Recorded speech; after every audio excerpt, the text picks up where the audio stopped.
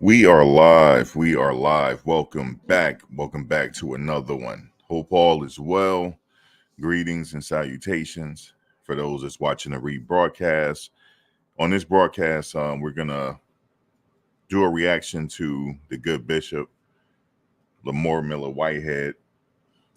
He took to his Instagram to talk about his case and talk about his motion that he filed for a new trial. He's pretty confident about that, and we're going to do a review on it, and well, not a review, I'm just give a reaction. So he said he filed a very important motion in his case, and so we're going to take a listen.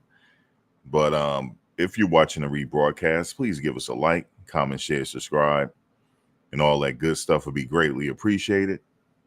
Yes, indeed. And we're just getting set up here. But yeah, so Bishop Whitehead, like I said, if you don't know, he was found guilty, federal court. And so yeah, he said he's appealing it. Well, he's filing, not appealing yet. He's filing a motion for a new trial. So that's what he's doing right now. And so he seemed pretty confident. So we're going to find out what's going on with his case. Well, we're going to hear what he has to say. If you don't know him, he is from Brooklyn, bishop out of Brooklyn. He made headlines. He had made headlines quite a bit. The first time he helped someone surrender, turn himself in, a trained shooter. And then he had some affiliations with the New York City mayor, Adams. What else? His church was robbed, and he made headlines for that. And he made headlines again for his case here that he just recently had a trial for. And so he's just talking about the latest and things that's going on with his case. Hey, Bama girl, how you doing? Greetings to you. Greetings. So we're going to listen to the good bishop here.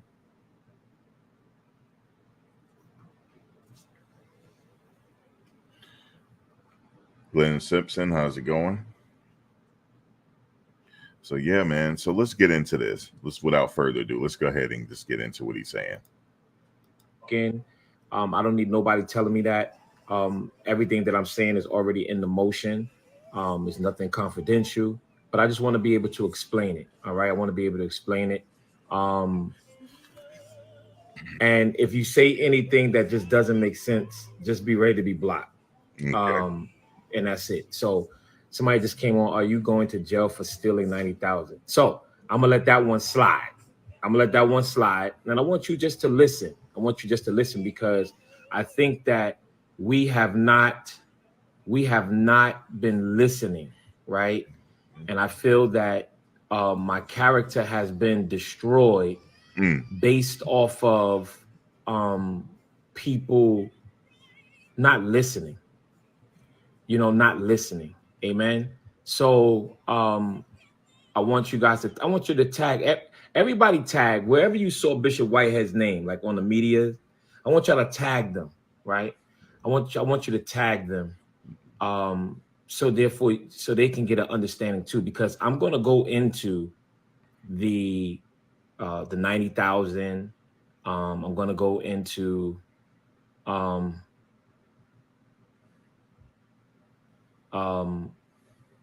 you got one more time, all right, and then you're going to get blocked, all right. So you got one more time. I'm gonna give you a break.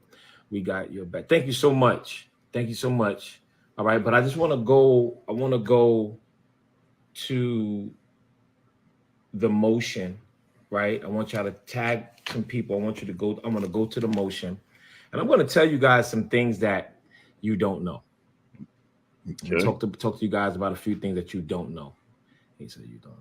No, it's hey sir, you don't have to explain anything because people are gonna say, yeah, no. It's not about me. And I do have to explain, and let me tell you why. You guys have no idea how it is to be a pastor, but looked at as a villain, right? You guys have no idea. You guys have no idea as to people ridiculing your name, saying that you stole from an elderly lady. You know, first of all, I would never do that. Second of all, it's just been it's a terrible feeling, and you know, it's just not right. And the people, um,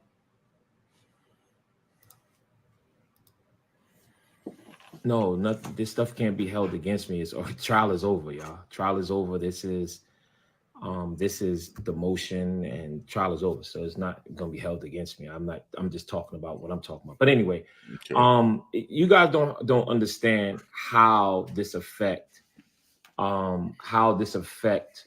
my family, how it had affected my church, how it affected me, right? How it affected me. I want y'all to tag. Come on, y'all tag and share. Tag and share. Because I really want to talk to you guys, because I'm a young Black man that has been set up. I have been set up, man. And when you guys hear, you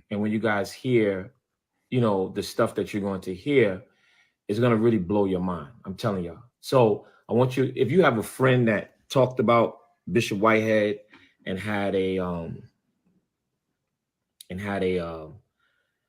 bad interpretation of who I am, I want you guys to tag them, right? I want you to tag them. Right? I want you to tag them.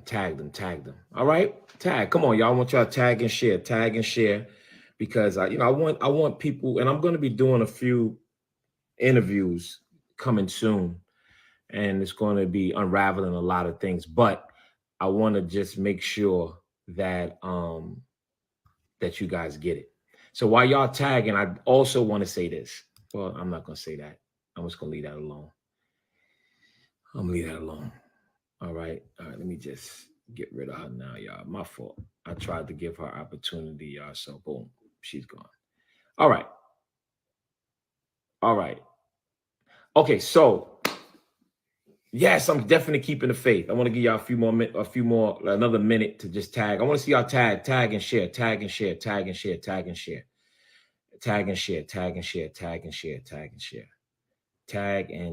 I understand how you, sir, the effect of gossip, slander in person. Yeah, it's real, y'all. But I want y'all to understand this, right? That if I was not innocent, I wouldn't say it. That's it. That's it. I'm innocent. So, here we go. Y'all ready? Are y'all ready for the motion? Are you ready the motion? We are ready. All right. Are y'all ready? Yes, prayer does work.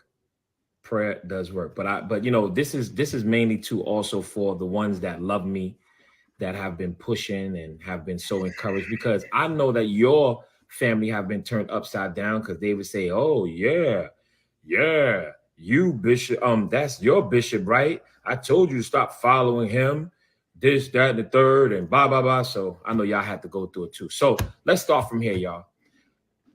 I've been pastoring for 11 years, right? Helping the community, doing untold things in the community. And in 2022, my church had got robbed. So it went national. And for 3 to 4 months, everybody was saying the bishop set up the robbery, right? The bishop set up the robbery. And from that time, saying the bishop set up the robbery, people were ridiculing my name. They were calling, look at how I dress. I'm robbing the church. I'm taking their money. He's a thief. He's a liar. So everything was negative. They caught the robbers 3 months later, three and a half months later, people got quiet. Then Bishop Whitehead got indicted 2 months after that, in the beginning of December. So then people jumped from me set up the robbery to, see, I told you he's a scam artist. He robbed the old lady from his church. So What are my charges? Okay. What are my charges? Okay. I need y'all to get this, yo. What are my charges? My charges are wire fraud, right? What's the first charge? Wire fraud. And it stated that I took $90,000 from a victim by the name of Pauline Anderson and her son, Rashid Anderson. That's count one. Count two is attempt wire fraud from a victim by the name of Brandon Belmonte. Count three, wire fraud. Attempt extortion from a victim named Brandon Belmonte. They said I tried to extort him for $5,000, and they said I tried to get a wire from him for $500,000 and property. Okay. Count four is lying to the FBI. And count five is wire fraud. They said that one of my companies 6 years ago applied for a loan fraudulently online. So these are the 5 counts. All right. These are the 5 counts. Okay. Listen, I don't need anybody coming up here. I have my own lawyers. I don't need you coming up here talking about should you be talking about this. If you feel I'm not supposed to be talking about, just go to the left, right? Please. Go to the left. Just please let me do what I need to do. This is public, all right, y'all? I'm talking about something public. Okay, it's public. All right. Okay, thank you. And the reason why I'm going to talk about it is because you guys have no idea how this caused pain and affliction to my family. Not even talking about myself, but me. I'm 10 toes down no matter what. That's right. You know, I know you don't mean no harm. I'm just letting everybody know. Amen. No, I'm not misunderstanding you. I'm just letting everybody know. You're not the first person. You won't be the last. So, you know, I want you guys to truly, truly understand that I'm innocent. And I'm going to show you he's innocent. That I'm innocent. Okay. I'm going to show you that I'm innocent. So we filed a motion last night, and it's under Rule 29 to set aside the verdict, and also Rule 33 for a new trial. Okay. I want y'all to share this because you guys are going to get some very important information. So therefore you can understand why I'm innocent on these charges. And you're going to also see that the FBI lied and the FBI set me up. You're going to see all of these things just because I did not want to be an informant for them to work against the mayor of New York, Eric Adams. All right. So I need y'all to really get an understanding of what's going on. So pretty much he's saying that he was set up by the FBI because he didn't want to be an informant for the mayor. He didn't want to do that to the mayor. So he's saying that they set him up with all these charges. Right. I need y'all to get an understanding of what's going on. Okay. So the first count that we talked about was the Pauline Anderson, the one that you guys, everybody is ridiculing the bishop, saying that I stole from a elderly lady. Okay. Now let's get this clear. Now that I can get this clear, let's get this clear. Okay. And evidence have shown this. Okay. And I want everybody that's been talking about the $90,000, right? I want y'all to hashtag $90,000 because everybody that thought and everybody that felt that I stole money from an elderly lady, you are wrong. You're 1,000% wrong. I could not say anything about it when things were going on, but I can say it now because it's in this motion. Okay. You guys are wrong. So I want y'all to hashtag 90,000. All right. Hashtag now, 90,000. This $90,000, okay, was never given to me from Pauline Anderson. Okay. Okay. Her name was on the check, but let me explain why. Her son, Rashid Anderson, was a member of my ministry, and he was one of my preachers. Wow. He was very disrespectful to a lot of some of my members, and it kept getting back to me. And then I had to reprimand him. You had to reprimand and he got frustrated with me. Now, let's go back. I took care of him and his wife, married him and his wife, Hello, did everything greetings. for them, helped them get their home, paid their mortgages, What? paid their car notes, Okay. made sure they have food, did everything for them, did everything for them. Right. Everything, you name it, I did it. Okay. And now that I know I was being used. So he wanted to get into real estate because he was only making $70,000 a year. And I was doing my free real estate classes, so forth and so on. I'm gonna give you guys the long and short because I got tons of interviews that I have to do, and you guys can tap into that. But anyway, he needed his mom. Listen to me, y'all. He needed his mother to co-sign for him to buy his house. Now, if you guys know anything about an FHA loan, right? An FHA loan is a government-funded loan, and if you sign on for an FHA loan, this is an owner's occupied, which means this have to be your primary residence. Right. So since his mother signed for his home, then she had to occupy the home too as a primary residence.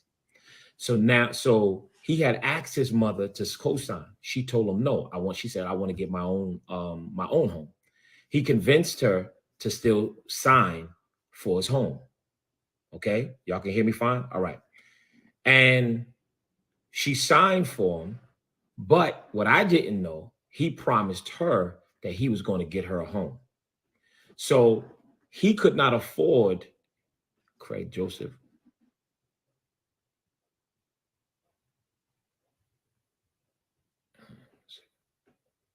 Okay, thank you. He's done.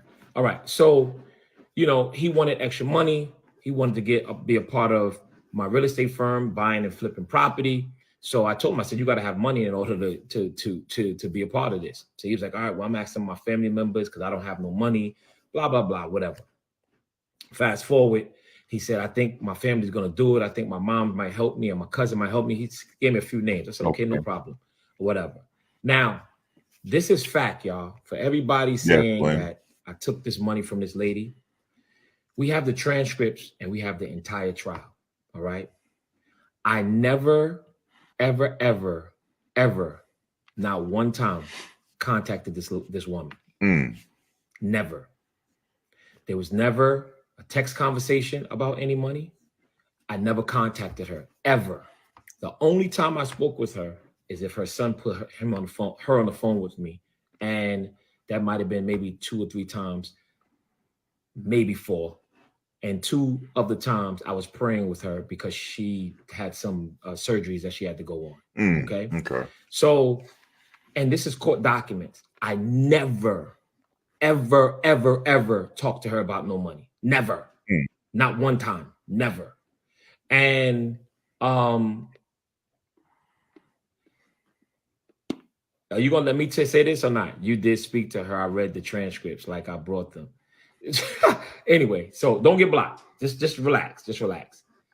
You know what? Hold on a second, man. Let me just hold on. I'm sorry, y'all. Let me just remove these 2 people so I can finish.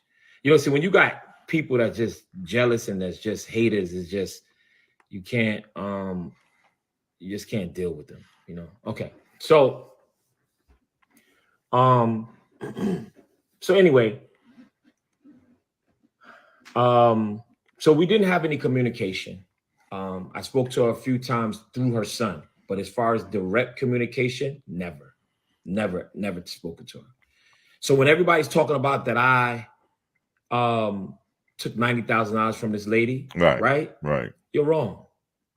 Her son wanted to invest into the company to buy and flip properties. Okay. Since I buy and flip properties, he told his mother that he was going to get me to buy her a home, right? So when I took the stand, and I'm just giving y'all the long and short, when I took the stand, I said, why would I take $90,000 from a person, right? And then buy a home for $500,000, put $100,000 in. I'm in for $600,000, and then turn the whole house over to you for $90,000? That doesn't even make sense. Right. That doesn't even make sense, right? So anyway, he gave me the money. the money in November 30th, 2020. And in in April, he asked me for some of the money back because his mother wanted to purchase some property in Jamaica. Okay. I said, listen, this money is for buying and flipping. You can't be doing this, and it's for a year. He said, I understand. I gave him the money. Gave him some money. Okay, gave him some money. We got into a argument with the ministry. I sat him down as his pastor. He didn't like it. He left the church. He said he wanted his money back. Oh. I said it doesn't work like that. Right. Okay, we're 4 months into what we're doing. It doesn't work like that. You don't have to come to the ministry, but it just doesn't work like that. So his mom's text me the first time me and her ever talked on a text. I want my money back. I'm like, I don't know what you're talking about. There's a contract with your son, between you and your son. She's talking about, what contract are you talking about? Whatever. So which means he bamboozled his mother. Dang. Right? I didn't know anything about it. She threatens me and says she's going to call the police. I was running for public office during that time. And she said she's going to call the police. I said, do what you got to do. Like, I'll call my lawyer. It doesn't matter. So they sued me because he lied to her and told her that I bought my own home with her money, which was a complete lie. So this is how the lawsuit started. Okay. This is how the lawsuit started, y'all. So the $90,000, right? I did not steal it from her at all. She never gave it to me. Yes, it was in her name, but she gave it to her son to invest into my company. Okay. And so when she thought that I spent her $90,000 on my own home, right? She filed a lawsuit. So now we're in litigation. My lawyers told me you can't talk to her. So now, you guys, I was just convicted. Because I never paid the $90,000 back. But yet they sued me for $1 million. So if you sue me for $1,090,000, right? And I'm fighting it because this was a civil suit, y'all. I need you to get this. This was a civil suit. This was a civil suit. Okay? This was a civil suit. This was not a criminal matter. I don't need their money. And not to mention, in court, my lawyer established that almost $2 million was going through that account. So why do I need your $90,000? I got convicted of that. You want to know why? Because of media. Because of the media. Because of the way they portrayed me in the media. That's why I got convicted of that, y'all. Okay? I never said that this guy never gave me the money. What I said was, we have an agreement, which he admitted. Somebody said, why did the FBI get involved? Stay tuned. You're going to see all of this. Stay tuned, brother. Stay tuned. You're going to see all of this. Stay tuned. So now, and let's see if it makes sense, y'all. Let's see if it makes sense. So now they sued me in 2021. So when they sued me in 2021, I have a lawyer and my lawyer's fighting it. So we're going through a lawsuit.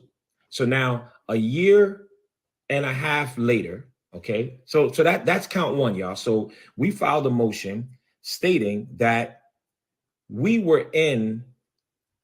put me in a civil lawsuit. So how can you convict me for not giving them something back, right? Because we were in a civil lawsuit and I'm telling them that I don't owe you $1 million in damages. I don't owe you $1 million in damage. They're suing me for $1,090,000. So there's no settling with that. So now I get convicted because the prosecutors say, did you ever get the money back? They say no. Of course you didn't get no money back because you commit a lawsuit against me. So if you have a lawsuit against me and I'm fighting and I'm paying lawyers, how can you get anything back? So I got found guilty because I did not give that money back, right? Because we're in a lawsuit. Y'all see how that works? But the FBI wanted me so bad because they wanted me to be an informant for the mayor. Now, I want to say this to y'all. Okay, so now let's get to counts 2 and counts 3. Let's get to counts 2 and let's get to counts 3. Okay, so all right. So before we move on, So he's claiming that a pastor at his church, the guy was a pastor at his church, and he wanted to buy a house. He wanted to get into buying and flipping houses. So he gave the bishop 90,000 of his mother's money to buy houses and flip them. But he got an FHA loan, so he got to live in a house for about a year or so. He got to occupy it. And something happened. His mother wanted some money back, and he had a falling out with the bishop, and now his mother wanted her money back. But he's saying that, no, we signed a contract on this is what we're doing. So then he said the mother sued him. They're in litigation, and she's asking for over $1 million in damages. Like, how are you asking for over $1 million in damages and you gave him 90,000? That something's not adding up. So then they were in litigation, so he cut off ties with them, because they're in the middle of a court case. But he was convicted of he's convicted of stealing money from her.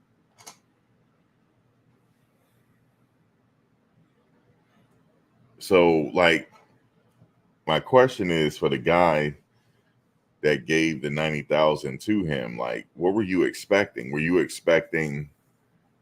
I don't know what the agreement was. We missing something. I don't know what the agreement is. What was the original agreement? Was he supposed to give you the 90,000? You'll flip it real quick, but you didn't, and they wanted their money back. Like, did you guys? He said they had a contract that was signed.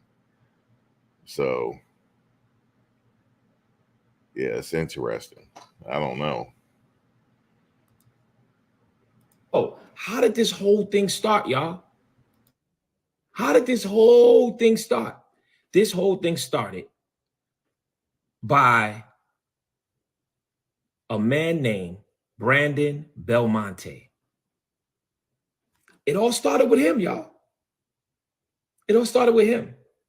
In 2022, the end of 2021, he was in my inbox. A friend introduced him to me in my inbox. Oh, man, I heard about you, whatever. Follow me online. I don't know that this dude is doing research about me and seeing how popular I am, and he found out that I'm close to the mayor. He was fixing my wife's car because he had a body shop. He wasn't doing the right thing. He was intentionally frustrating me on the law. I didn't know. He told me that he owned all these properties and all these buildings, but he never owned it. So I'm saying to him, okay, I'll buy this building from you. I'll buy that building from you. But these buildings, he don't own at all. He don't own at all. So I'm talking to him about the buildings, and we talk about business, and then he keeps bringing up the mayor. He keeps bringing up the mayor. I'm giving y'all the long and short. He keeps bringing up the mayor. Come on, William Thomas. Let me do this. Ooh. Relax, y'all, relax. So he keeps bringing up the mayor, and I'm saying to myself, why does he keep bringing up the mayor? I understand who the mayor is to me, but, I said, okay, yeah, I know, yeah, me and the mayor's cool, whatever. So now he begins to get wired up. He's wearing a wire. Why? He tells the FBI that I put him on the phone with the mayor of New York, and the mayor of New York told him to do business with me, and we do big things. And he told the FBI that I said, if he gives me $500,000, then I will give him real estate and I will give him favors with the mayor. So now, hold on, sidebar. My team found out that he's been working with the FBI since 2013. We didn't know that. So this whole thing is a setup. What's my reason on speaking on this? Because we just filed a motion to set aside the verdict, and we just filed a motion also for a new trial. That's why I'm still talking about this. So now,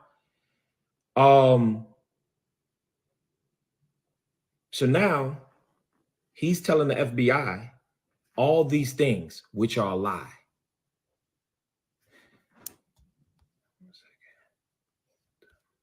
So he's telling the FBI all these things,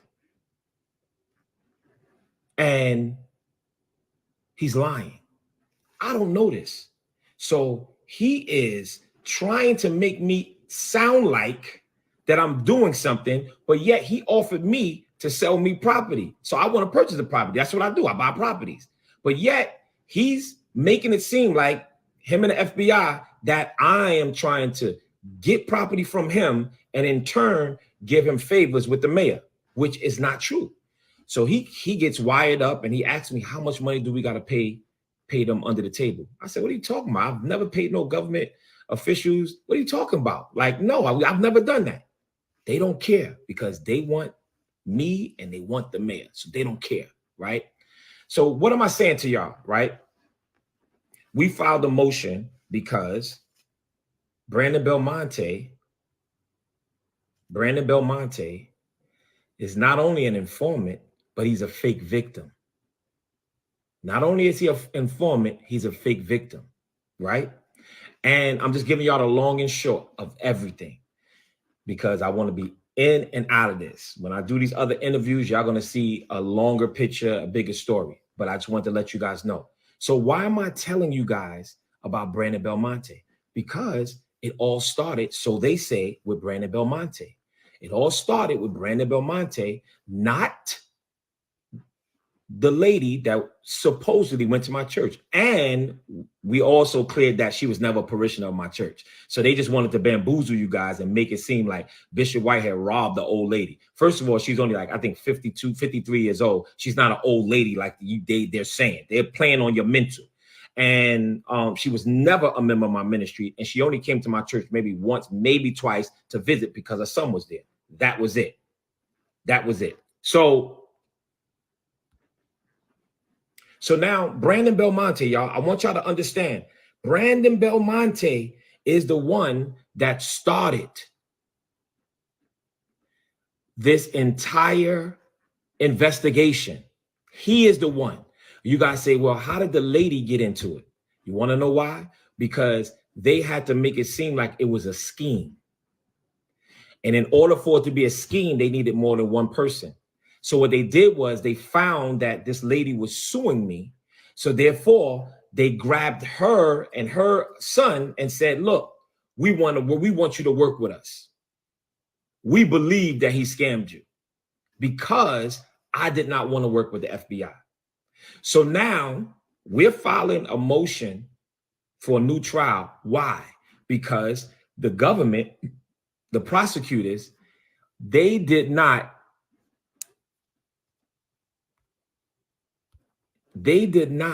want to call their star witness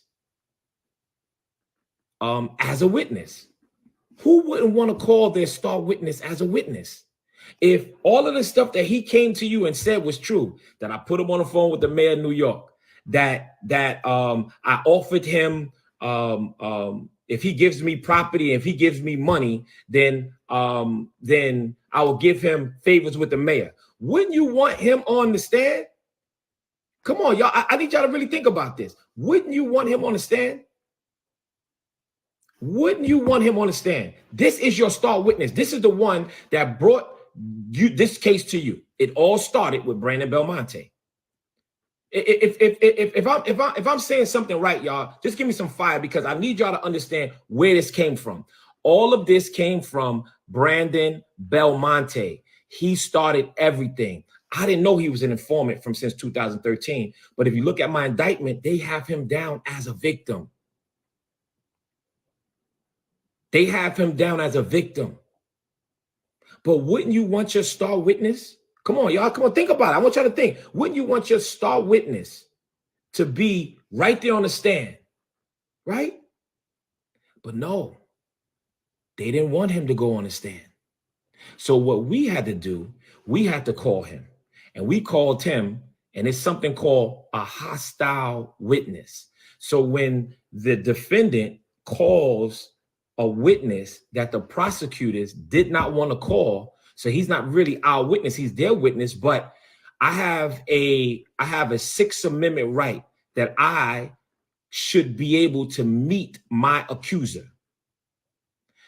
So now we call him as a hostile witness, right?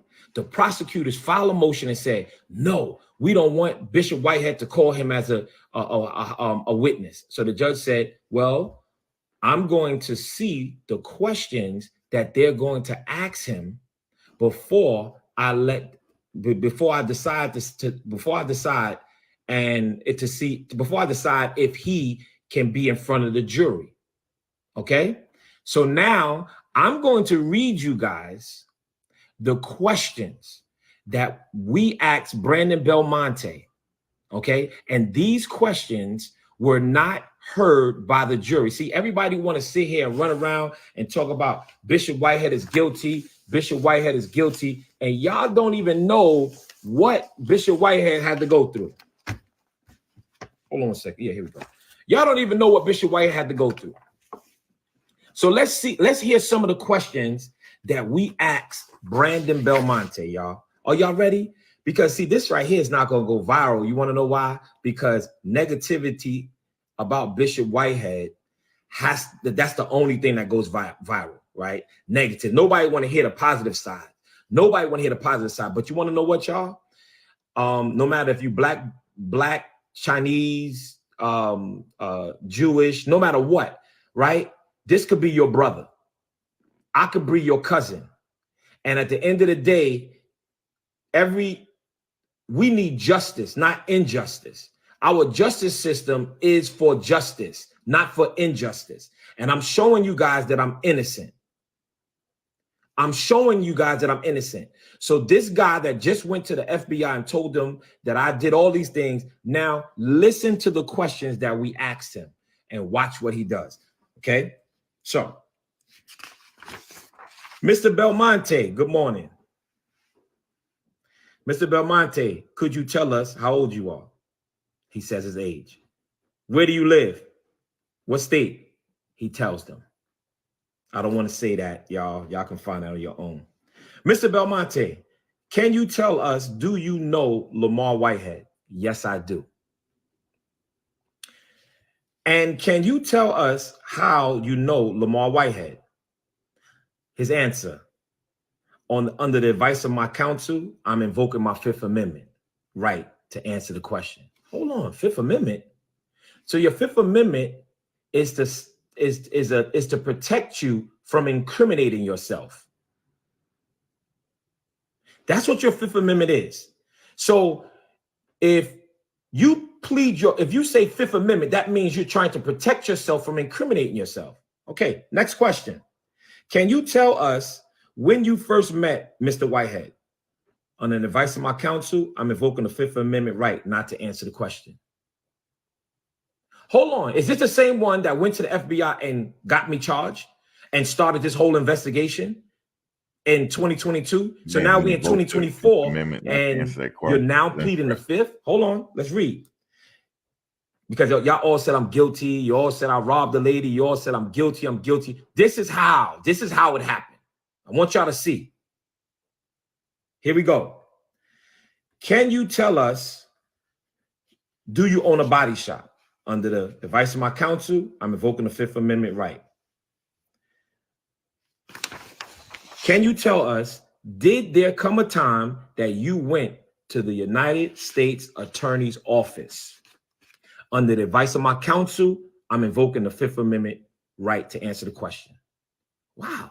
Okay, so now count 3 on my indictment says that I attempted to extort him for $5,000. Let's look at the next question. Did Lamor Whitehead try to extort you for $5,000?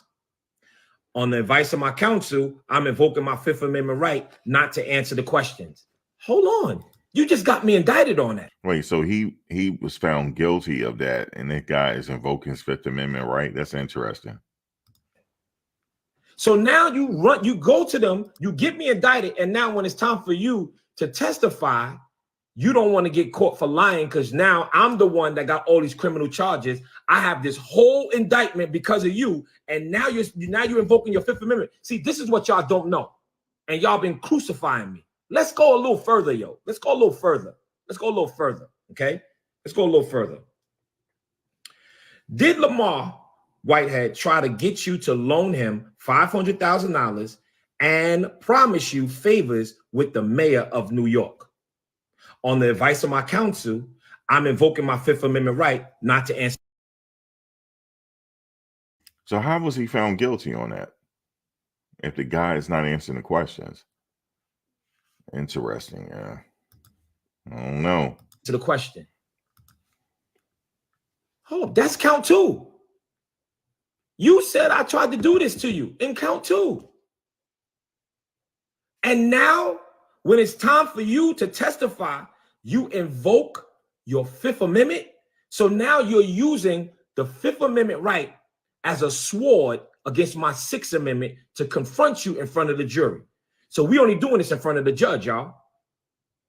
So now he just said he's invoking his Fifth Amendment again. Let's go further. Did you tell the FBI that the mayor of New York told you to do business with Lamar Whitehead because he could do big things? The prosecutor, objection. The court, overruled. The prosecutor, Your Honor, to the extent that the defendant plans to continue asking questions and the witness continues to invoke, I'm not sure that we need to go through every single question if the rest of the substantial questions the witness intends to invoke his Fifth Amendment. The court, well, I'll let this go on for a little while. Obviously, we don't sit here all morning, but I'll let counsel continue to ask questions. So there was a question. I'm going to ask counsel to repeat the question. Did you tell the FBI, question, did you tell the FBI that the mayor of New York told you to do business with Lamar Whitehead because he does big things? Is that right? On the advice of my counsel, I'm invoking my Fifth Amendment right not to answer the questions. Hold on, y'all. I need y'all to get this understanding. He started this whole indictment. He started. Hold on a second. Hey, Doc, can I call you in 15 minutes when I finish this live? Sure. Thanks. I'll call you in 15 minutes. Okay. All right. Bye. He started it. I just need y'all to get this, man. I really need you to get it. Brandon Belmonte started it. And now he's invoking his Fifth Amendment. So everything that he told them, so therefore they can tear my house down, get all these subpoenas, get all these search warrants, and we're going to talk about that next. Get all these different things against me. He started it. And everything that he said, now he's pleading the Fifth in front of the judge, not the jury, because we're gonna go there. So now, here we go. It said, have you owned any multi-unit buildings in the Bronx in 2022? You want to know why that's the question? Because they said that I was trying to get him to give me property that he owned in the Bronx and give him favor with the mayor. He never owned it, period. So he says, on the advice of my counsel, I'm invoking my Fifth Amendment. Did Lamar Whitehead ever tell you that he could remove a stop work order by calling the mayor and getting it removed? Under the advice of my counsel, I'm invoking the Fifth Amendment right not to answer the question. Right? So stop work order. He went to the feds and told the FBI, so they say, because they all in cahoots. He told them that I told him that I can get the mayor to do an illegal thing by removing a stop work order. Now he doesn't want to answer the question. Okay, here we go. Why were you found guilty? Because the jury didn't hear this. But we'll talk about that, y'all. Just listen. We'll talk about this. All I'm asking y'all to do is pay attention. Stop ridiculing me and stop beating me up. Just pay attention. Because this can happen to your brother. This can happen to your son or your father or even your pastor. Okay, here we go. He says, did you promise Lamar Whitehead $5,000 for a rental car reimbursement? Now, that $5,000, he screwed my wife's car up and he didn't do what he was supposed to do. So I had to spend my own money. So he said he's going to reimburse me. What does he say? On advice of my counsel, I'm invoking my Fifth Amendment right not to answer the question. That's the extortion part right there. He owed me the money. He didn't want to pay me the money. We were arguing. And they said, since we argued, that's extortion.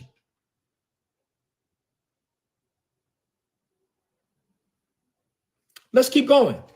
So now, oh, this right here is going to blow y'all mind right here. Woo, woo. So I said, did you tamper with any of the recordings when you were recording? Excuse me, he said, did you tamper with any of the recordings when you were recording Mr. Whitehead for the FBI? On advice of my counsel, I'm invoking my Fifth Amendment right. Now, I want y'all to remember that one because I'm going to get back to that because I'm going to show you guys how the FBI lied on 6 search warrants. I'm going to show y'all how they lied and how the prosecutors covered it up. Okay, watch this. Just remember that one, y'all. Did he tamper? I asked him, did he tamper with it? Because what he did was out of the, I think, 3, 4, 5, 6, 7, 8, 9. Out of the 9 recordings, he made with his own phone 7 of them. Out of the 9 recordings that they brought, he made 7 of them. Listen to this, y'all. So this victim that was lying on me made, I need y'all to get this right. I want y'all to get this. He made the recordings himself with one phone and another. And they used this in trial. I want y'all to get this. Here we go. Now, this is all paperwork, y'all. I want y'all to get this. Did you tell the FBI that the mayor of New York told you to do business with Lamor Whitehead because he do big things? On the advice of my counsel, I'm invoking my Fifth Amendment right. Have you owned any multi-unit buildings in the Bronx? On the advice of my counsel, I'm pleading the Fifth Amendment right. Oh, I'm sorry. That's the same thing. I did it again. Sorry, that was the page twice. Was this a sting operation with the FBI against the mayor of New York? Under the advice of my counsel, I'm invoking my Fifth Amendment right not to answer the question. Now, I'm going to get into this, y'all, when I do my other interviews, where it's going to be, I'm going to give y'all some more to it. So I'm just going through it really quickly. Do you have any proffer agreements for working with the FBI of this case? A proffer agreement means, do you have an agreement that you are what they call queen for a day and you can't get in trouble, right? What does he say? Oh, man, hold on a second, man. Okay, so that's what a proffer agreement is. He said, do you have a proffer agreement for working with the FBI on this case? On the advice of my counsel, I'm invoking my Fifth Amendment right. So he didn't even want to tell us if he had a proffer agreement, right? I need y'all to get this, y'all. So then he said, were all your calls with the FBI consensual? On the advice of my counsel, I'm pleading the Fifth Amendment. Did you make the recordings with the FBI? On the advice of my counsel, I'm invoking my Fifth Amendment. Did the FBI tell you to make the recordings? On the advice of my counsel, I'm invoking my Fifth Amendment. Do you have a cooperation agreement with the respect of the Eastern District? On the advice of my counsel, I'm invoking my Fifth Amendment. What was the target of this investigation? Under the advice of my counsel, I'm invoking my Fifth Amendment. Did Mr. Whitehead try to extort you on $5,000 in 2022? On the advice of my counsel, I'm. Okay, I see what he's talking about. So this was done outside of the jury, and I don't think the jury heard him say that he's invoking his Fifth Amendment rights. Did he not testify? And how did he get charged with it? I mean, how did he get found guilty of it then? If the guy's not answering any questions.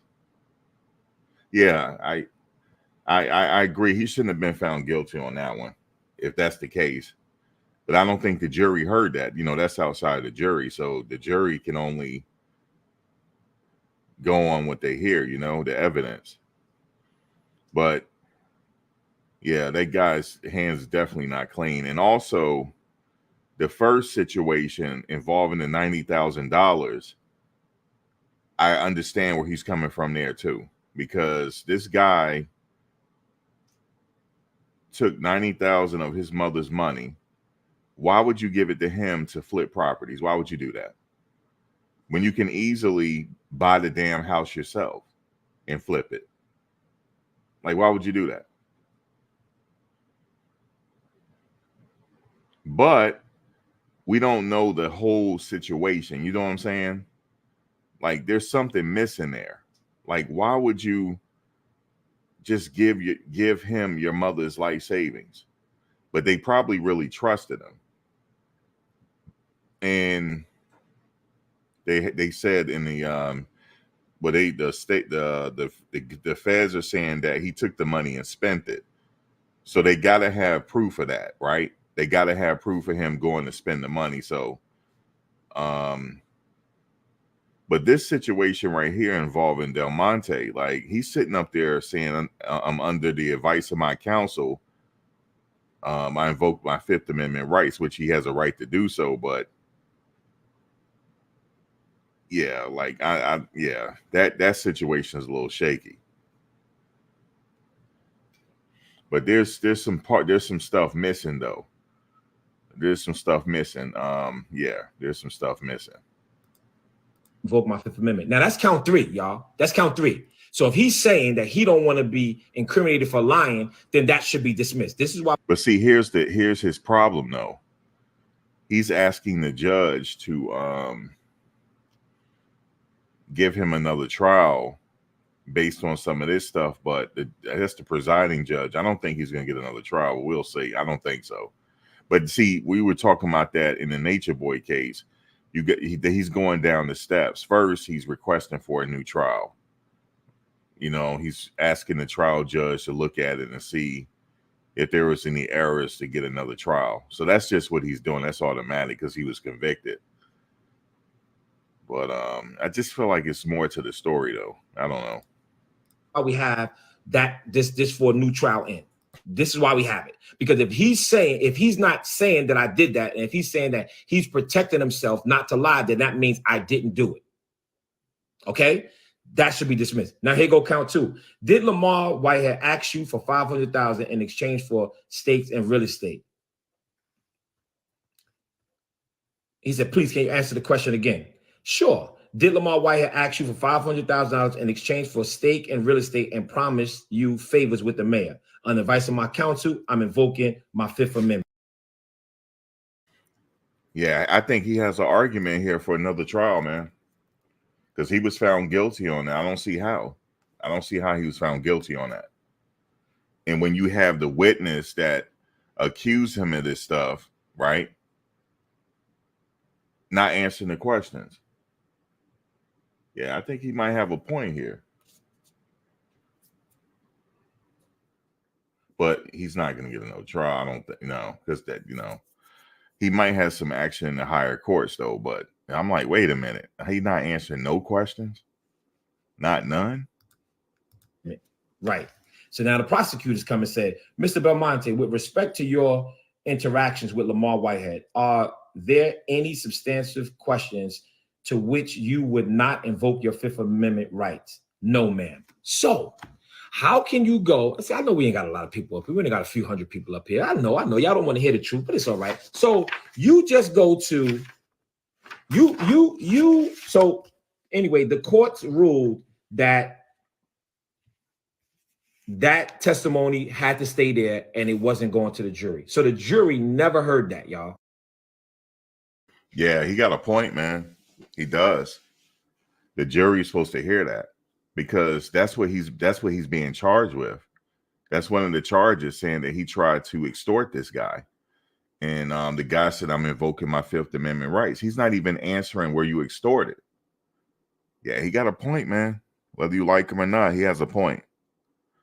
He has a point. But I honestly think he will see his relief in the higher courts. He's not going to get another trial, though. But I do see what he's talking about. He should get another trial, dog. He should. He should get another trial, man. See, that's why I tell people, man, you got to be careful, man, when you're moving out here. Because once you get in the system, it's hard to come out of it. It's hard to come out of it. These people are playing.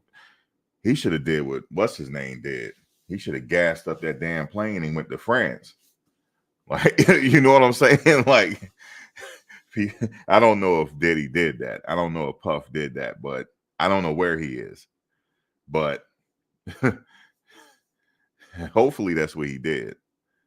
Like, the way these people are going down, and let me go ahead and hide some money, you know what I'm saying, the offshore account, and now I'm gonna be a Frenchman.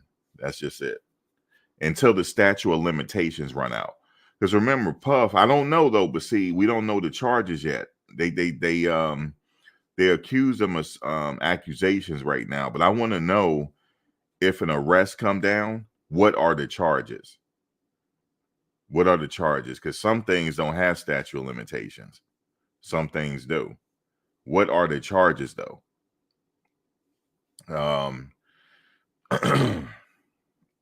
Because there's a lot of rumors out there that he's engaged in a lot of activity here. Because some of the allegations was gun running and everything else. But yeah, Bishop, I don't know, man. So he got found guilty, and this guy didn't even answer the questions, and the jury didn't hear it. Damn, they must have had some type of other evidence on him then. They must have had, I don't know. The jury never heard that. So this is why we're asking for a new trial, right? This is one of the reasons why. Okay. And I'm explaining to you guys what the Rule 29 is. And okay, so I didn't know that. So there's audio. Okay. But my question is, okay, so he probably wanted to invoke his Fifth Amendment rights because his hands is dirty on something and he don't want to incriminate himself. Okay. So you said they got audio. Okay. Yeah, because I'm like, wait a minute. Like, he's not testifying. How was he found guilty? That means they had something else. They had to for him to be found guilty. It had to be something else. So they really didn't need Belmonte to testify. They had other evidence. Okay. in a Rule 33. This is why we're putting it for a new trial. So this guy was the one who started the entire investigation against me. And now he's changed his. Thank you for clearing it up. Law for Life 95. Yeah, because I was like, I'm missing something. Okay, he had 9 recordings. Thank you. Okay, because I'm like, wait a minute. Like, something ain't right here. I'm glad you said that because I didn't follow the case. I followed bits and pieces of it. I'm just listening to him, but we all know there's always 2 sides to the story. So, but I'm just listening to his side. But there's always 2 and 3 sides to the story before you make your final decision. You know what I mean? So, okay, so because I'm like, okay, there had to be something else. There had to be something else for the jury to say yes. There had to be. So just recordings of the story. Okay. Story. Now, the next one, the next charge is lying to an officer, lying to an FBI agent. That's simple, y'all. Real quick. When they came to my house, they snatched my phone when I was outside, and they said, listen, we don't want you. We want the mayor of New York, and we want you to work with us. I told them no. I said, call my lawyer. Yeah, why is he not telling us that they had recordings? See, my question in the comment section would be, how did they convict you then? Like they needed something else for the jury to say yes, man. Like what? Tell us everything, because this whole thing he was on for a while. Like tell us something. Like now, he said that he feels like talking because the case is over. No, the case not. Well, the trial is over. Yes, it's over. He was convicted. But what about his appeals process? He might say something, you know what I mean, that they could use against him later on when he tried to get relief in the appeals. So yeah, I wouldn't be talking. But from what you said though, if they have, like you said, they have recording, they call him dead to rights. So I'm thinking, why did he go to trial for this? Why couldn't he take a deal? Or what was the deal? Were they offering him the deal was a lot of, did they offer him a plea deal? And so how much was the time for over his head? It might have been a lot of time. But right now he's facing a lot of time because he has a record, and you know they go by points in the federal system. There's got sentencing guidelines. So I'm thinking he's facing over 20 or more. Right. All this can impact his appeals process. He refused to accept a deal. I wonder, I got to look into, I wonder, did you know like roughly like how much time were they offering him for the deal? It had to be a significant amount of time. And I don't know why he didn't take the deal, man. This is something, I don't know, if they had him on wire, this is something that you I would not want to take this to trial. That's what I'm saying. I would tell the judge, you know, I don't want to waste no more of this federal money. I would like to take the deal. But I guess he thought he could beat it. I don't know. I don't know what you're talking about. They kept asking me. I said no. So they had a search warrant for another location, and I told them I didn't for my church where I was renting from. They said they was gonna kick the door in. I said, hold on, let me get somebody down there.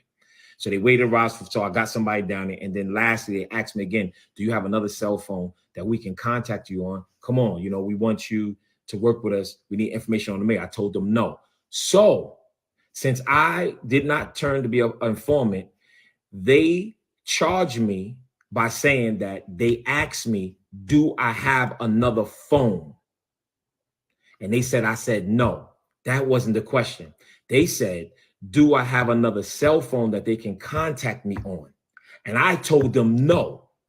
I told them no, because I'm not going to be an informant. No. So they charged me for lying to the officer because they're using word semantics. Okay, let's say if that is true. But that means there's something about him that's dirty. Like if you weren't doing anything out here illegal, there's no way they could really set you up. But they probably knew he was in, you know, they probably been watching him. So, but we would never know though. We would never know if they told him that.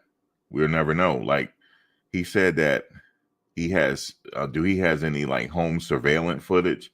Or what he was supposed to do was, if the feds did what he said, he was out going for, he was going to go for a jog. And the story was that they approached him. At that point, he was supposed to turn his camera on his cell phone. And then at that point, he shouldn't have talked to him. I'm like, are you getting ready to arrest me? No, we're not going to arrest you, sir. We just want to talk to you. Well, I got to go. I don't want to talk to you. That's what he was supposed to do. If that happened, he was supposed to keep walking. Okay. It's if I'm walking to the store and some feds come up to me and say, listen, we need to talk to you. Are you getting ready to arrest me? No. Well, you don't need to talk to me. I'm going to keep going. Right. So if he don't have any proof of it, there's nothing he can't go on that. He can't go on that. We need to hear it. We need to hear it. Or is there something they sent you in writing on their official letterhead with their seal on it? You know, emails, do you have anything? So that's where lying to the officer lying to the FBI agent came in. Okay. Then the fifth count is applying for a loan for a business of $250,000. Now let's get into that. They said 6 years ago, y'all. See, this is when you know that this stuff, if they had me, if I was just this criminal that they make me to be, and if I was just this person that they made me to be, I stole from this lady, And then they called Brandon Belmonte a businessman. And so now they got to grab something else, something from 6 years ago for an old company that I had. And they said that I went online and applied to one of these random broker company, no bank, no nothing, and uploaded fraudulent statements, right? My lawyers, we said, we don't know nothing about it. Yeah, his name is up there. We don't know nothing about it. So you got to prove that. They confiscated all my computers. They confiscated all my phones. They confiscated everything. They was in my email, everything. Not one thing connected me to that. Not no email, not no phone calls, not no uploads, not no IP addresses, because I didn't know what it was. I didn't know what it was. There was my company, but I didn't know what it was. So we put in here, and even in the paperwork, it says that when the company reached out, right, for the loan, it says borrower decline, because it was a pre-qualification. So the only thing I'm thinking is, you know how y'all get those phone calls? You've been pre-qualified. Oh no, I'm not interested. Click. I don't know if that was the decline. Because I don't even know what it is. So they could not connect me to none of that because I did not know. But they were saying, well, the bank statements was fraudulent and those account numbers match your bank statement. I said, okay, cool. Well, anybody could have did that. Anybody. So show me something else. They couldn't show a phone record. The actual people from that company came, and my lawyer said, do you know him? No. Was he the one that sent it in? We can't say that. Nope. There was nothing connecting me to it. And nothing was taken. Nothing was taken at all. And hold on a second, y'all. And that's what happened with that. So we filed for a new trial, pretty much saying that nothing connected me to any of that. And at the end of the day, this is public, y'all. You guys know how I've been ridiculed and how I've been slanted. I was convicted because of how the media portrayed me, y'all. That's it. Bottom line. Another thing why we put in for a new trial is YouTubers were coming. This guy's a clown. But why are you on my page? God, let me hold on. Let me just delete you. Let me help you out since I'm a clown. Let me cut the show out for you. All right. So now everybody always say, oh, the FBI this and FBI that. Listen, I'm talking about me. They did me foul. I don't know what they did to anybody else. They did me foul. Period, point blank. Period. I got 4 children. Okay. They did me foul. They did me dirty. Dirty. Okay. And here this guy coming back. All right. So he said they did him dirty, but however, Law for Life 95 said we have it on recording. Wells Fargo verified his fake bank, IRS, and pay stubs. See, he's not mentioning that. Okay. And he's trying to say, well, how do you know he did it? Well, it's your company. If you didn't do it, who did it? Like, who was working for you at the time? And did you approve? You had to approve it, right? To try to falsify documents to get a loan. Yeah, he's just, I don't know. Try and give him the benefit of the doubt here. I'll block you because everybody keep talking about the 90,000 and they don't even get it. Like, anyway, okay, so 5 more minutes and I'm done, y'all. There were YouTubers that was coming, and I hate giving them a platform, but they actually were instrumental in my guilty verdict, because they were yelling at the jurors on lunch break. Y'all don't know that. They were yelling at the jurors at the lunch break, talking about don't effing believe him. He's effing guilty. He's effing guilty. They were instrumental. So we got a video from the YouTuber that did it, and nothing was done. Who's the YouTuber? But it happened in 2 occasions. And it was slightly happening in court as well. Wow. But that's a whole nother thing. All right. Lastly, Don't effing believe I want to him. say this, okay? And I'm going to Sure. end on this, since everybody want to believe that Bishop Whitehead is guilty and that the FBI wasn't dirty, okay? I'm going to read Brandon Belmonte transcript one more time, this last question. Mr. Belmonte, this is Brandon Belmonte. Did you tamper with any of the recordings when you were recording Mr. Whitehead for the FBI? On advice of my counsel, I'm invoking my Fifth Amendment right not to answer the question. So the first two search warrants,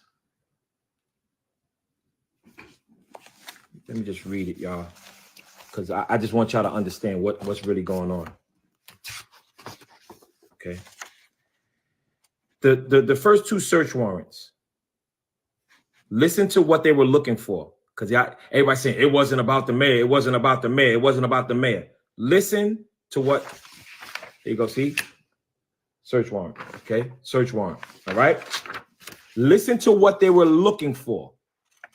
Evidence regarding the identity or location of the owners of the subject target. Evidence of a personal or business relationship between Lamor Whitehead and any New York government official, whether local, state, staff member, or any New York government official. Does that sound familiar? The mayor? Does it sound familiar? Okay. Calls, FaceTimes, text messages, iMessages, communication with New York government officials. Does that sound familiar? Communication with or about New York government officials, whether local or state. Does that sound familiar? Okay. Communication with or staff members of New York government officials. Y'all, can y'all put some fire up if this sounds familiar, y'all? And who is this about? It's not about Bishop Whitehead. Here we go. Contact information for New York government officials, whether local or state, or for their staff members. Can y'all put some fire up? Okay. I just need y'all to get this. Here we go. Evidence of meetings with New York government officials, whether local or state, or meetings with the staff members.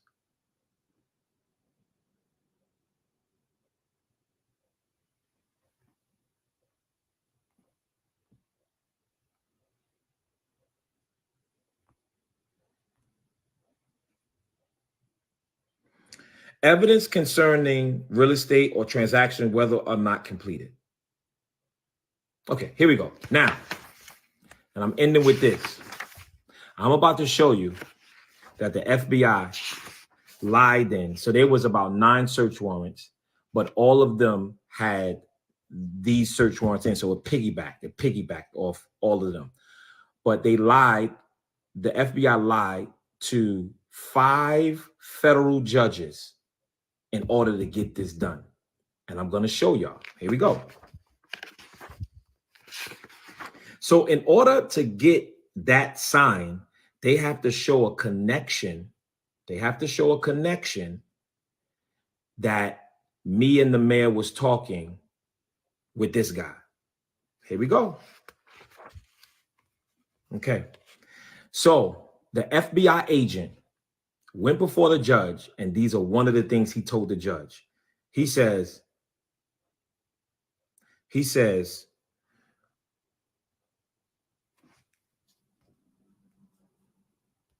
tells the judge, on or about May 5th, 2022, the FBI recorded a FaceTime exchange. Let's stop right there, y'all. Let's stop right there. I want to say that one more time. Y'all ready? I'm going to say that one more time. This is how they got the search warrants approved. On or about May 5th, 2022, the FBI recorded a FaceTime exchange. I'm going to say that one more time. I want to say that one more time. On or about May 5th, 2022, the FBI recorded a FaceTime exchange between CS1, that's Brandon Belmonte, and Whitehead. When CS1 contacted Whitehead on 3314, his phone number. So remember, now Brandon Belmonte called me. So he's setting me up. I'm not calling him. He's calling me. This whole thing is a setup. Here you go. During the call, Whitehead told CS1, that's Belmonte, I'm going to show you something so you can understand who you got on your team. Remember, I told you all I have to do is call him twice, and then he'll call me back. Look at what, hold on. Look at this. Whitehead then showed Belmonte the call log of a second iPhone that listed both missed connected phone calls. Whitehead explained, so I'm gonna go into it. So I had a conversation with Eric. Me and Eric were supposed to sit down just to talk about life, business, what I'm gonna be doing with property, right? The FBI switches it around and they said that they recorded this conversation between between me on the phone and Belmonte. Let me just get it so y'all can see. So Belmonte had me on FaceTime and they're saying that they were there recording it. So they're saying that they saw me say things illegal about the mayor. Whoa. We just found out that the FBI lied. They wasn't even there. Somebody said you're lying. I almost said something, so let me just block you.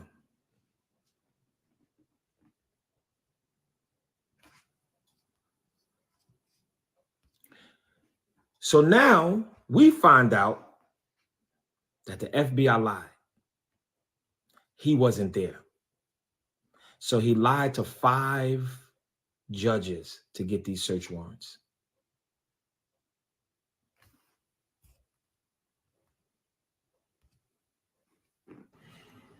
Why do you guys think he wants to talk here?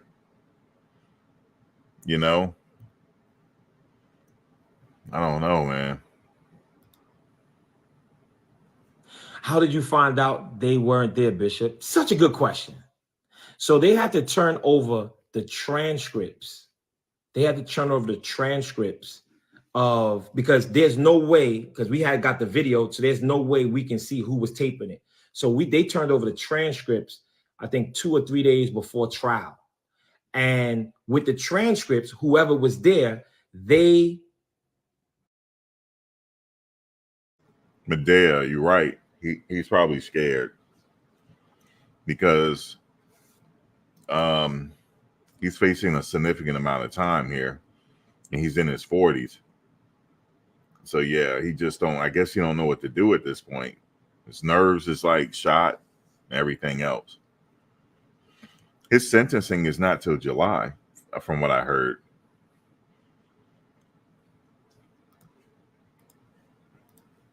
they have to be on the transcripts. They have to be on the hold on a second. Let me just block. I got so many people that love me but don't know how to talk to me. Calling me all type of names. But anyway, so when we looked on the transcripts, we like, yo, hold on. It doesn't say that the FBI agent was the one who recorded this. We like, yo. So then the prosecutors, we got to check. Yeah, how would you feel right now? How would you guys feel, right? I know that the federal government, they do that. And some people even state sometimes you're allowed to stay home pending your sentencing. But just imagine, right? It's one thing. Remember we were following the Nature Boy case? It's one thing, right? Okay, you got sentenced. Now you go off to jail. So he's not out, but he's out. He's free right now. I don't know if he has an ankle monitor on. I'm not sure. But I mean, he's a human being at the end of the day. I know he's going crazy. That I feel for him, but at the same time, you look at that first charge, right? Think about that first charge for a minute. Like, you might have a grandmother, mother. How would you feel your mother lost $90,000? And you may have trusted somebody, and they spent the money on a BMW, shopping sprees. You would be out of your mind, you know? So technically there was somebody got injured here. Well, not injured physically, but so we know that happened. But man, just imagine you're home right now in the comfort of your own house, knowing that at a certain point this year, which is going to be the summer, you're going to be sitting in a set. Oh man, I would have asked Puff for a ride. hey, Puff, can I get a ride, please? Are you going to France? Like, come on. God, man, I feel for him there, though. I do. Check this. You're wrong. You're wrong. We got to check this. So we said, all right, get back to us. And then they said we were right. And then, not to mention, this right here going, I got 2 more minutes. This right here going to throw y'all completely off. This right here going to throw you completely off. That recording not only was recorded by Brandon Belmonte and only him, he did not turn this recording over. Hold on. He did not turn this recording over until 19 days later.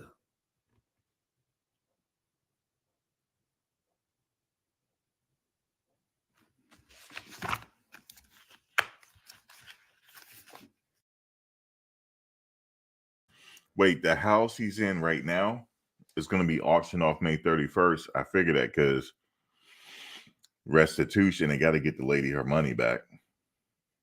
So as of right now, that house he's in is getting ready to be auctioned off. Yeah, man, he's feeling it, man. He's feeling it. Where is his wife living there? Anybody know? Yeah, man, I feel for him, man. I do. But you can't just go around, you know what I mean? He hasn't paid his mortgage in 3 years. Oh my God. Yeah, he's down, man. So this recording that they lied about and said they was the ones who did it, they didn't record it.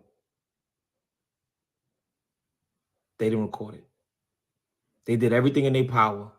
I just get what they needed. I just hope he don't snap. I just hope he don't snap, man. Because he might feel like I don't have nothing else. Like, what else do I have to lose at this point? Man. To destroy me.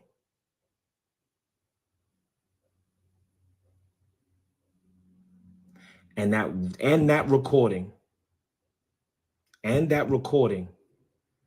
wasn't turned over the same day, wasn't turned over the next day. We got the paperwork. It was turned over from the guy who was setting me up, Brandon Belmonte, 19 days later.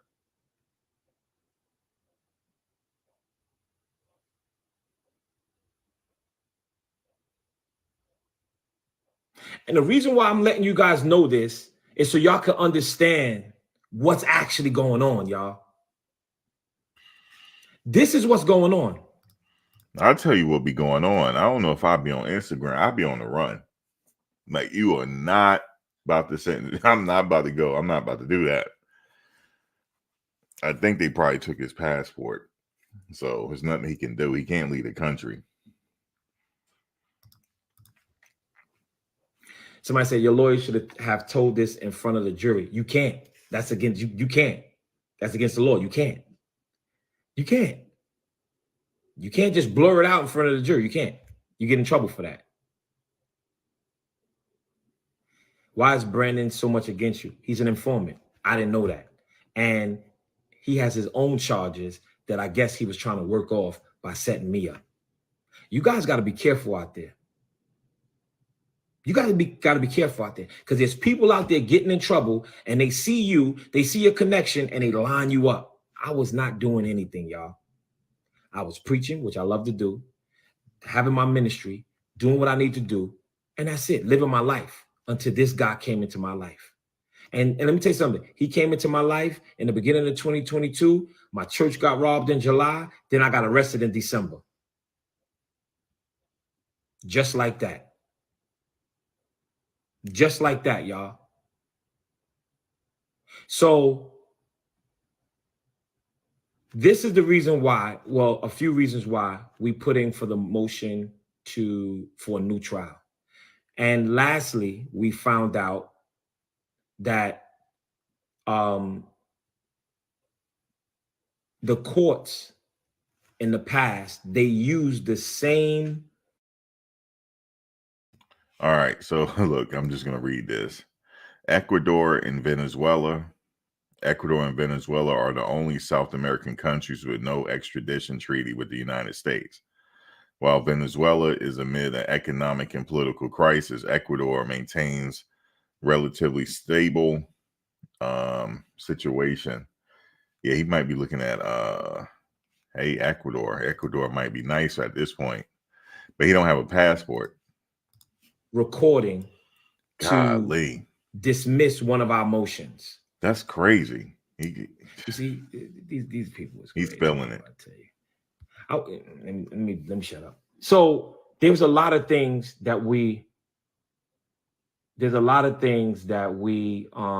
doing, and I want you guys to keep me in your prayers.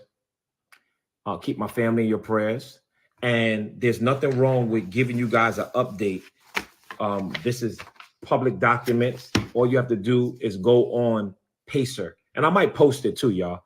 I might post this. I might post the motion. I might post it, and I might also post the Brandon Belmonte transcripts. All right, but I just really want you guys, just have a direction of prayer, and let you know that Bishop is really innocent, y'all. I'm really, really innocent. Hey, Tori, I don't know how long it's gonna take. We got to wait for the prosecutors to respond to it, which, they're gonna respond. Oh, the trial already happened and the jury wasn't tainted. They're gonna go through all that nonsense. So, then it's gonna be left up to the judge to either agree with us or disagree with us. But either way you put it, I just want the world to know that, I would never take no old lady's money. I don't need it, didn't need it. We showed in trial that I had almost $2 million going through that one account. What the heck am I going to do with $90,000? Like, come on. It just didn't make sense. And these are facts. And everybody want to talk about the transcripts, and we seen the transcripts. Why you ain't telling the people about that 2M in the bank? Huh? Why y'all ain't talk about that? Right? Like, so it's just like, I just want to close on this, y'all. Ask yourself, why do you not like Bishop Whitehead? Right? Why do you not like Bishop Whitehead? I don't think it's that nobody dislike him, but he went through a case and the jury decided. I don't dislike him, but yeah, he can't go to Jamaica either, can he? Man. He need a passport. The first time I came on your table for a lot of you is when the church got robbed. The reason why you didn't like me was because they said I was robbing the people and I set the robbery up. The second thing, after they caught the guys, the next one was I stole $90,000 from an old lady. Now y'all seeing that I didn't do that. So why do you not like Bishop Whitehead? Oh, because you wear Gucci, because you wear name brand. Well, you get to wear what you want to wear. Why can't I wear what I want to wear? Listen, yeah, he's definitely frustrated. Just imagine if you put yourself in his shoes for a minute, if you can. You just found guilty, okay? All charges. Sentencing is in July. And then you have to turn yourself in at a later date. That's torture, man. It is. I know people say you got to spend time with your kids, but it's hard to spend time with your kids, knowing that you're not going to see them until they're adults. Yeah, that's hard, man. And he's looking at a significant amount of time here. He's not looking at like 5, 6 years. He's not looking at that. Somebody said you talk too much. See, I almost said your mother, but I changed. So let me leave it out. Let me leave that alone because I'm doing good. So, you know what I mean? And it's just like I get ridiculed, which it is what it is. I'm a strong person. I really don't care. I'm gonna do what I need to do, 10 toes down, no matter what. But I'm fighting for my life, y'all. That's it. I got children, right? I got children. My babies need me here. And at the end of the day, right? Like I need to be here for my children, right? This white guy comes into my life. And just to let you know, he's not talking to anybody. He's talking to himself. That's what he's doing. He's not talking to like anybody in particular. It's like a cry for help. That's what it is. I hope he don't snap, man. You know, hope he don't snap. But yeah, he's not talking to anybody. He's talking in hopes of, I don't know. He's like he don't have any there's his back against the wall. Ultimately, his back is against the wall. And he's just talking right now. He's been talking to himself, but he has nobody to talk to. But come online. That's sad, man, because nobody that's listening to him right now, he doesn't even know them. They don't know him. He don't know them. Yep. And try to destroy my life, y'all. And now I get convicted for something that I didn't do. And the very man that started the whole thing gets to now plead the fifth. It's not right. It's not right. It's not right, y'all. So I just wanted y'all to just get that. And I hope you guys follow me, hit the follow button. This is Holy Week.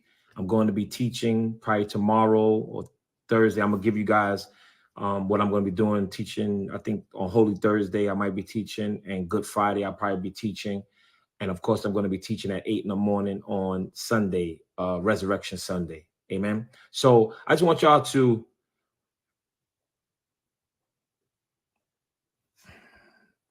Nikki.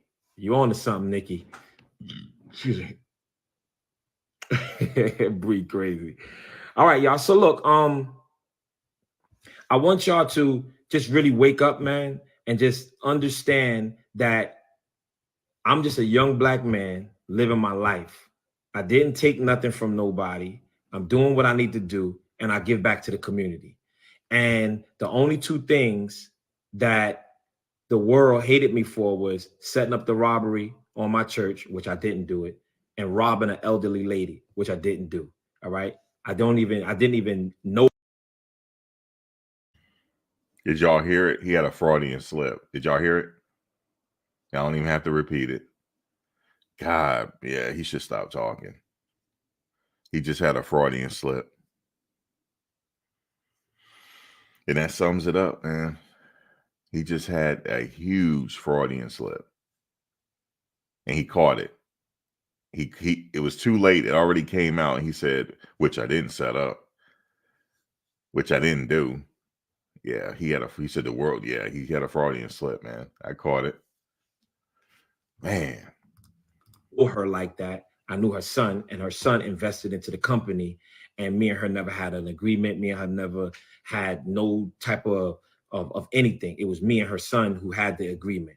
So and he just a vindictive person that wanted to lie, and he set his mom's up to get his house and to do what she needed to do with what he wanted her to do. And I got to take the slack for it.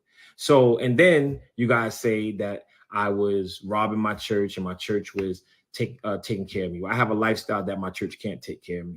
And anyway, you guys have, broke my church up with all this nonsense, but God is going to put it back together. And that's just what it is. So, and even if you guys Google Brandon Belmonte, right, you're going to see a ton of lawsuits. He's been robbing people all across the state. He's been robbing people. I'm telling y'all, I've spoken to over 12 victims and over 2 point something million that he's taken from people. I got emails from them. I got phone calls and text messages about this Brandon Belmonte, but yet he gets to set Bishop up, one of your leaders, y'all, one of your leaders, somebody that stands for Jesus Christ and stands for the community. And y'all gonna let these people take me out? Nah, y'all shouldn't let that happen. And you should make noise and you should make this thing public and let everybody know that the bishop was framed. I just read you guys the transcripts. You can't start the case and then don't finish the case. You can't start the case saying that I did something and then plead the fifth. Y'all have to understand what's going on. Here's somebody go. You telling Bishop. You see what I'm saying, y'all? You see? The reason why I'm in this is because I don't want to be an informant. But you got people like this talking about you telling Bishop. You see what I'm saying? Like our community, we are so confused, man. We are so confused. We're so confused. Nobody's trying to start no riot at all. I just want you guys to see the truth. Like we're so confused, y'all. We are just so confused. Let's get it together. Let's really get it together. Because soon as somebody gets killed by the police, y'all all want everybody to march, right? Yeah, everybody want everybody to march. Come on, march. My son just got killed. March, march. But yet, when y'all see a young black man getting crucified and is just falsely accused. It's not the same thing, though. If somebody go out there and they didn't do anything wrong and they got shot, this is not comparable to your situation. He's looking for somebody to blame. He's not really blaming us or the community. He's just saying stuff because he's scared. That's all. And nobody is coming to his aid, Cues, everybody want to tell jokes and laugh, right? Why? Because I like finding things. No, that's not it. Come on, y'all. But anyway, I love y'all so much. Thank you for your time. And y'all do y'all research. A lot of people did. Hold on, let me see. Somebody speaking on my phone. Let me just block this. You see how he's paying attention to the comments? That's so he can have somebody to argue with, to get his frustrations out. That's why he's not paying attention to the good things people are saying, if you notice. Person.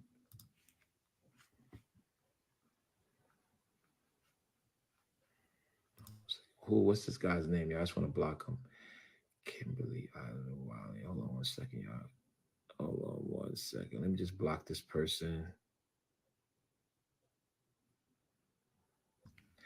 Okay, Kimberly need a man. Wallace. Don't worry about it, y'all. All he got is the block button now. That's crazy. All right, she's gone. And yeah, listen, y'all. So y'all know, right? When I snapped back, I was a comedian, y'all. I was the class clown, y'all. That's just me, y'all. So don't take it so disrespectful. They shoot, I shoot back. That's it. Don't shoot and don't want to get shot. Oh, you're supposed to be a bishop. Why you shoot at me? I just learned how to shoot back. That's it. You shoot, I shoot back. So that's just what it is. But anyway, talking about shooting. Uh-oh. Don't lose it, Bishop. Don't lose it. I love y'all so much. I'm going to pray. And I just want y'all to know, man, I'm innocent, man. And I just want my life back. And that's it. And we're going to keep pushing forward. And I'm going to keep fighting. See, here's the thing. It's just to make himself feel better. The reality is he got to go to jail. Prison, excuse me. Yeah, you get your life back after you finish doing your time. That's the reality. And if you ever notice, this is with any case, after somebody's convicted, especially if somebody is convicted of life without the possibility, the first thing they talk about is that appeal, because that's all they got to hang on. We're going to go to appeal. We're going to get it. We're going to get it. I mean, you have to have, are you going to, yeah, you can appeal, but are you going to win the appeal? That's the question. Are you going to win the appeal? But, you know, everybody can't be like a Bill Cosby. Bill Cosby had great grounds because that deposition wasn't supposed to be used against him, but it was. That's why he got out. Now, R. Kelly, I believe he got Tom Mesereau now. He can't afford a Tom Mesereau, you know. But even that's not guaranteed that R. Kelly will win and get some relief and get his case thrown out, you know. But they normally say, yeah, the appeals, that's what we're going to do. Yeah, that's just to keep hope. But what happens if you lose the appeal? Then what? Okay, yes, you got other options, but somebody told me, I never forget, my cousin said, because he did some time. He said when he was doing his time, he was a trustee in there. Like, he would, like, you know, hand out the food, or, you know, take, you know, do different things. And he was in charge of checking on inmates that had got that blue trial, that got out life without the possibility. They would have to watch them every so often. And he said it was this one guy. I never forget, he told me this one guy, he just blew trial. Everybody's like, hey man, when he got back at his pod, this is a pod of cells. Everybody was just sitting there playing cards. When he got back, they had already knew he blew trial. The guards had told them already. And they were just like, everybody got quiet. He was like, hey man, you good? Oh man, I'm good, man. I blew trial, but I'm getting ready to appeal it, man. Yeah, we getting ready to appeal that. And I'm gonna be out in no time. The jury made a mistake. That's all. It happens. Like, he was very happy. He was very happy. And they was like, that's unusual. And it was like, you sure you good? He's like, yeah, man. He said, I'm gonna win the appeal, man. I'm good, man. Everything is good. He said, yeah, I knew that was gonna happen, but I'll be out. He said, man, that appeal, they said I had 30 days to appeal it. Give or take, I'll be back in a couple months in the appeal board. It don't work that way. You have 30 days to appeal, but it don't mean that you're gonna be in front of a appeals court. And then the guards thought he was cool. And they said, all right, well, he's stupid, but he's cool. He seemed to be okay with his sentence. And they stopped watching him. And next thing you know, he did what he did. Yeah, but he wasn't successful in doing it. They were able to catch it. But yeah, he tried to take himself out. No matter what, we got sentencing coming up, and I'm hoping that the judge is graceful on me, and I'm hoping that the court do the right thing, and we're gonna do what we need to do. But I do know is that God holds tomorrow. That's it. And my faith is strong. That's it. Amen. That's it. 10 toes down. Father God, we thank you. We love you. We honor you. We worship you, Father God. Protect and bless us, Father God. This is Holy Week, the week of miracles, the week of the death and the resurrection. So, Father God, nothing happened greater than what happened this Sunday that's coming up. Nothing happened greater when you got up. So we bless your name. Bless us from the crowns of your head to the soles of your feet. Father God, send your angels to protect us. And Father God, we ask you for your angelic presence to come and defend the house. Let your seraphims pray for the house. Set the atmosphere. And Father God, we ask you to put your foot on the devil's neck, on every demon. Send your angels, Father God. We are destroying altars, all of the ones that have voodoo dolls and names under black sand and whatever other hokey pokey stuff that they're doing, Lord God. We ask you to send it back to its sender in the name of Jesus, because your words say, touch not my anointing, Psalms 105:15, and do my prophet no harm, in the name of Jesus. So we thank you and we speak healing, God, healing to the hearts of your people. In Jesus' precious name, amen, amen, and amen. Love y'all so much. Thank y'all so much. I hope you guys share this. I'm going to save it. I hope you guys share this. I'm going to be doing some big interviews coming up. Y'all stay focused. Y'all stay firm. The bishop is here. We 10 toes down. Y'all see how this stuff is coming out? We got to thank God for that, y'all. We got to thank God for that. We got to thank God. Come on, put some fire up, y'all. Hold on. Put some fire up. Put some fire up. Put some fire up, y'all. Put some fire up. Put some fire up. Put some fire up, y'all. We got to thank God. We got to thank God, y'all. Fire. Come on. Here we go. Guys, put some fire up, man. God, these people are going down this year. Holy crap.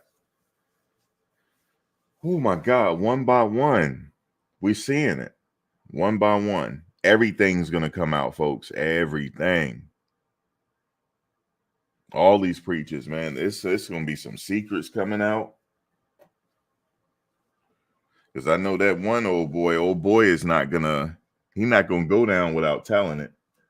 I don't know where he's located right now. I don't know where he better hope that, do he know anybody that knows Trump, just in case he get elected again? Maybe he could pay for a pardon. They do that, right? They've been known to do that. Buying pardons. Maybe he can buy a pardon if he got some money left over. Because this is a federal case, so that means the president could pardon him. If he can buy a pardon, that's so. I mean, he got Lil Wayne out. I mean, he pardoned not Lil Wayne, Kodak Black, but that was political. Why he did that? That was strategic. You said, what's going on with the Jakes? Oh Lord, Mateo, hold on, let me give you the link if you want to come on. I don't know. It's late, I know. You said, what's going on with the Jakes? Man, he used to be partying with Puff. And they had all type of rumors on him. I don't even want to repeat it. Oh my God. And I'm like, why would TD Jakes be hanging out with Puff? Like they don't go together. But I'm not saying that he's like supposed to be some angelic man. I mean, he's still a man at the end of the day, a human. He wanted to go get down. He wanted to party. He heard about them parties. I could see Puff probably like approaching him. Hey, God bless you, brother. But anytime you want to let your hair hang down, come party with Puff. Come party. Come party with Puff. You know what I'm saying? But God bless you, brother. Because, Puff is all into the religion. God bless you. God bless you. Pray for me, Bishop, please. Okay, Puff. I am coming to the party. This ain't going to get out, is it? And they said he went and let it all hang out.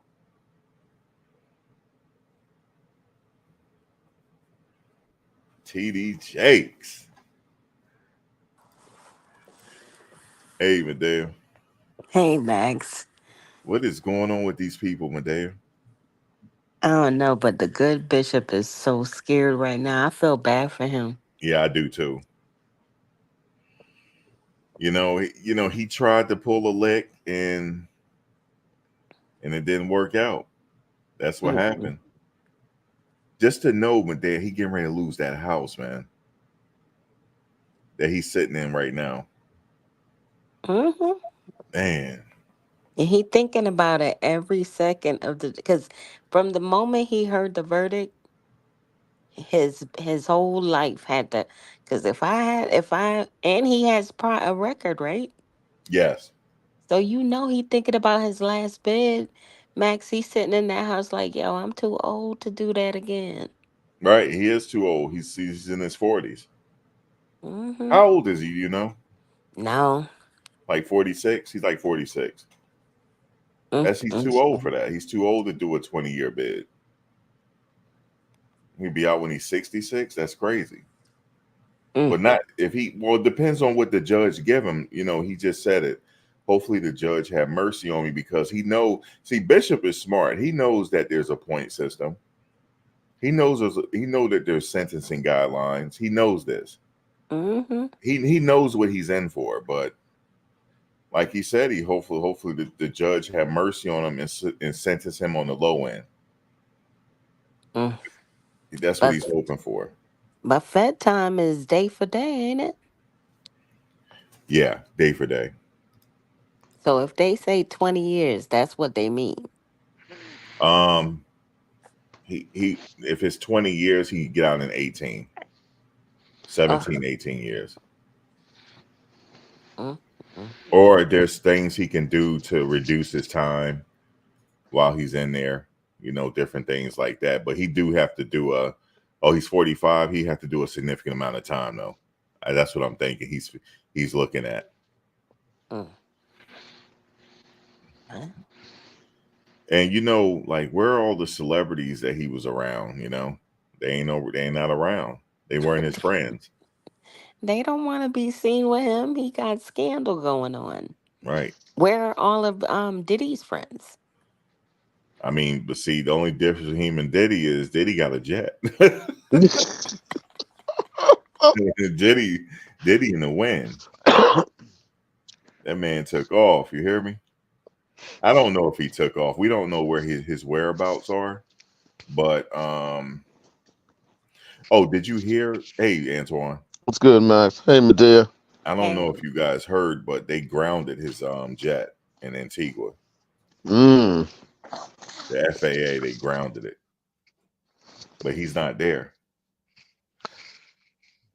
I didn't don't they think he's say they there. So that found? means he wasn't on board. Didn't they say they found his drug mule though? Yeah, I heard that. Mm-hmm.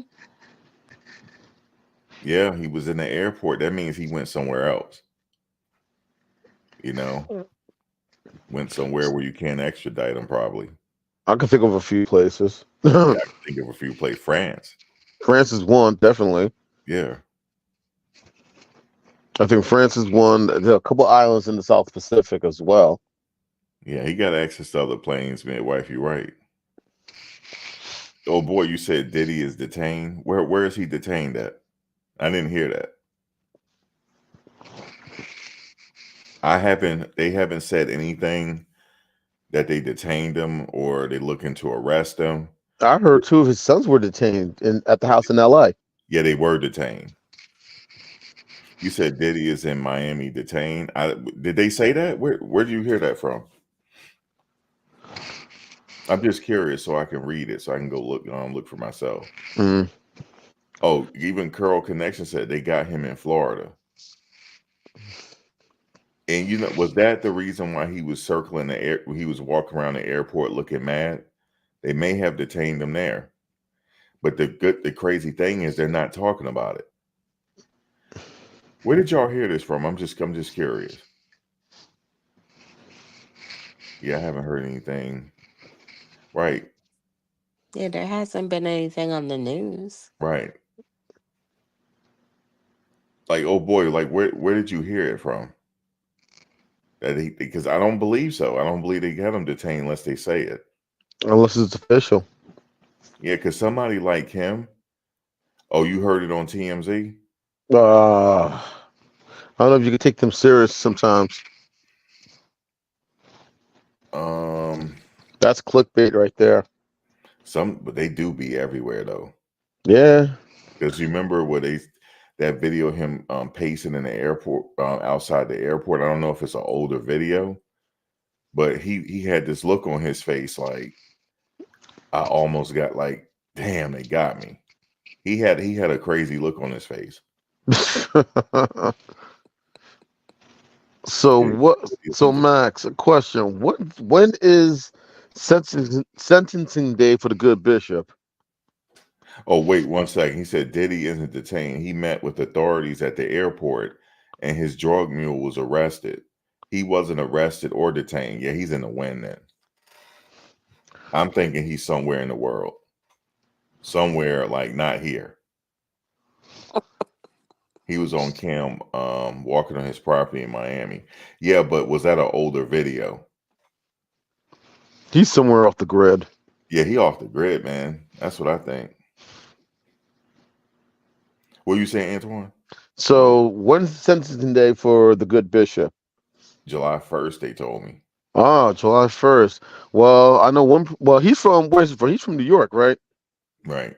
Okay, so I already know what one federal prison he ain't going to.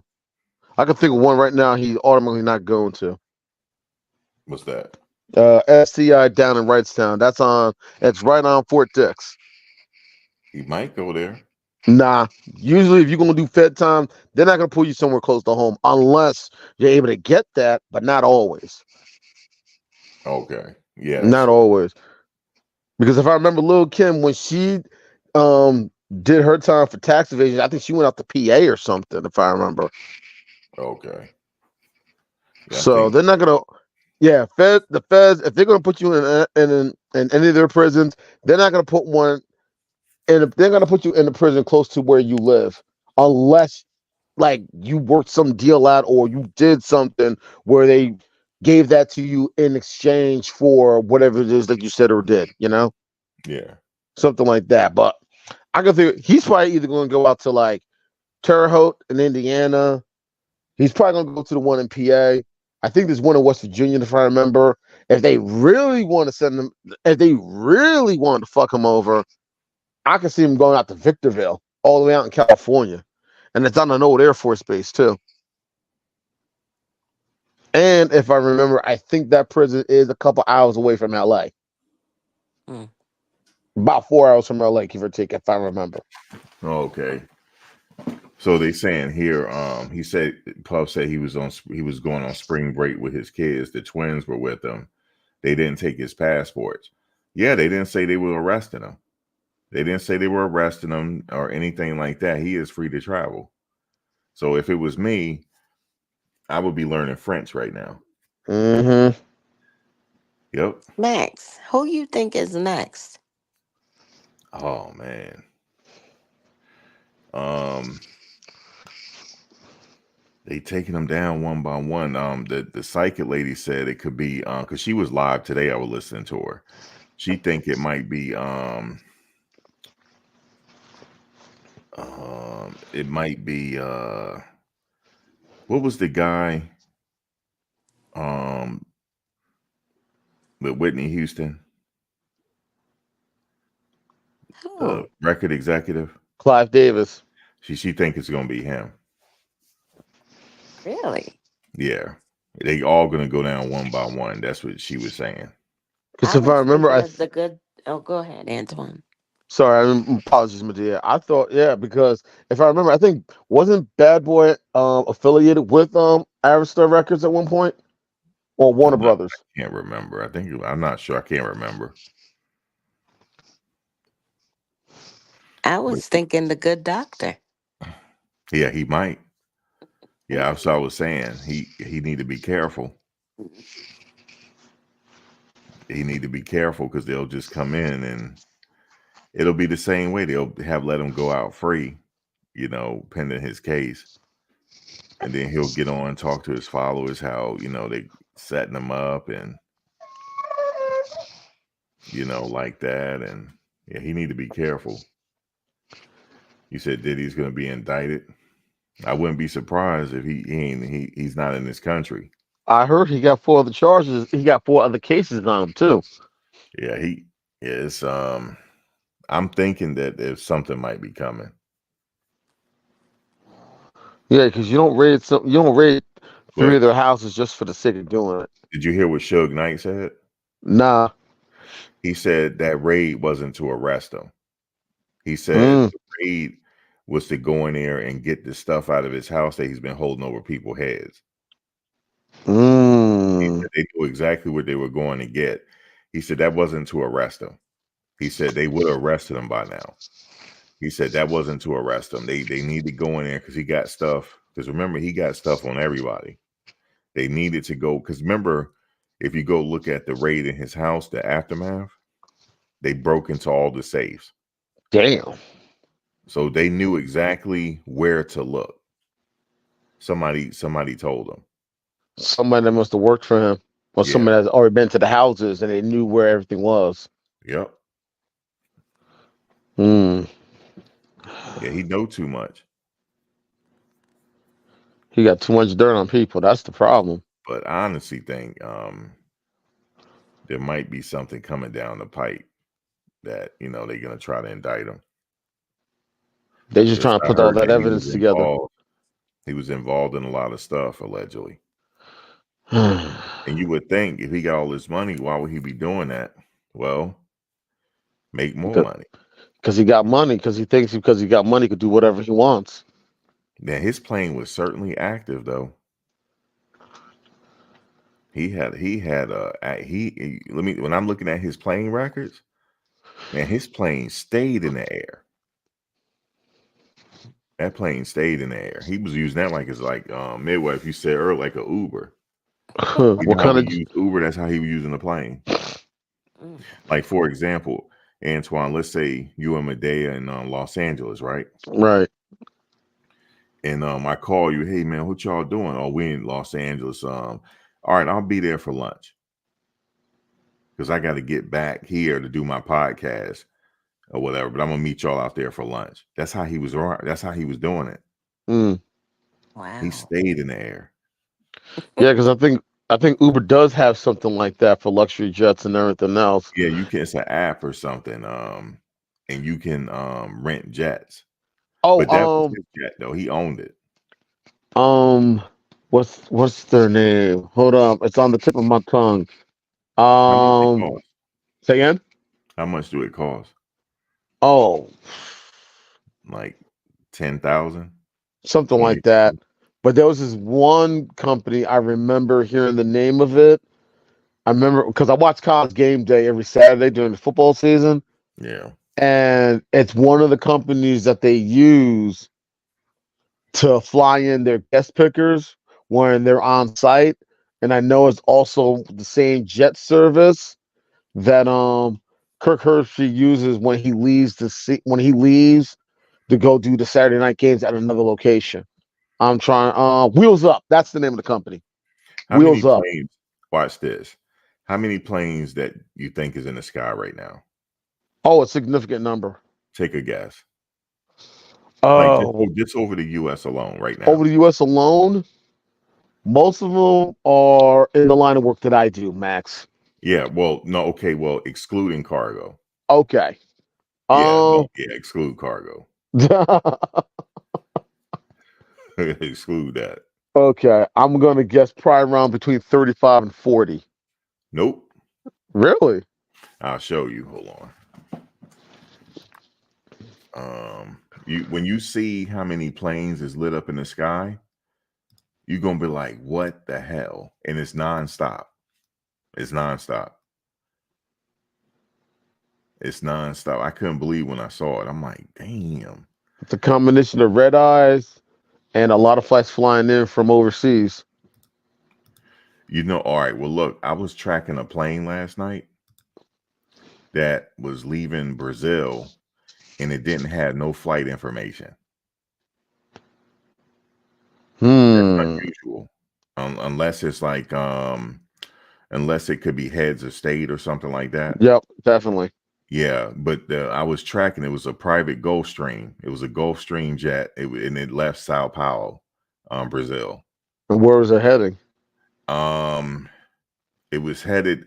I didn't see where it landed, but it was definitely pointed at the U.S. It definitely crossed Florida, and it would look like it was headed to California. And it didn't have no call. Listen, it didn't even have a call sign. Hmm. That's unusual. That's your tax dollars at work, it sounds like. So I'm thinking it was kind of like a head of state or something.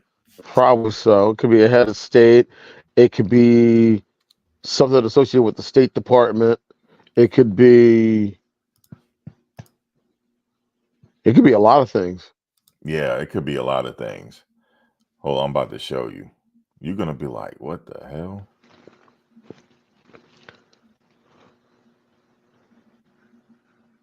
Hold on, let me just 1, 2, 3, 4. Wow, you were close. You were close right now. Really? Yeah, as far as maybe I have some stuff unchecked. Let me see. Let me look at my Well, you got to remember, I used to work at the airport. I still work for the same company, but I used to work at the airport. I'm okay. like 3 minutes from the airport, bro. So I'm not surprised. Okay, hold on. Let me show you. Let me share my screen. All right. And you're going to see. Oh, actually, I can do it like this.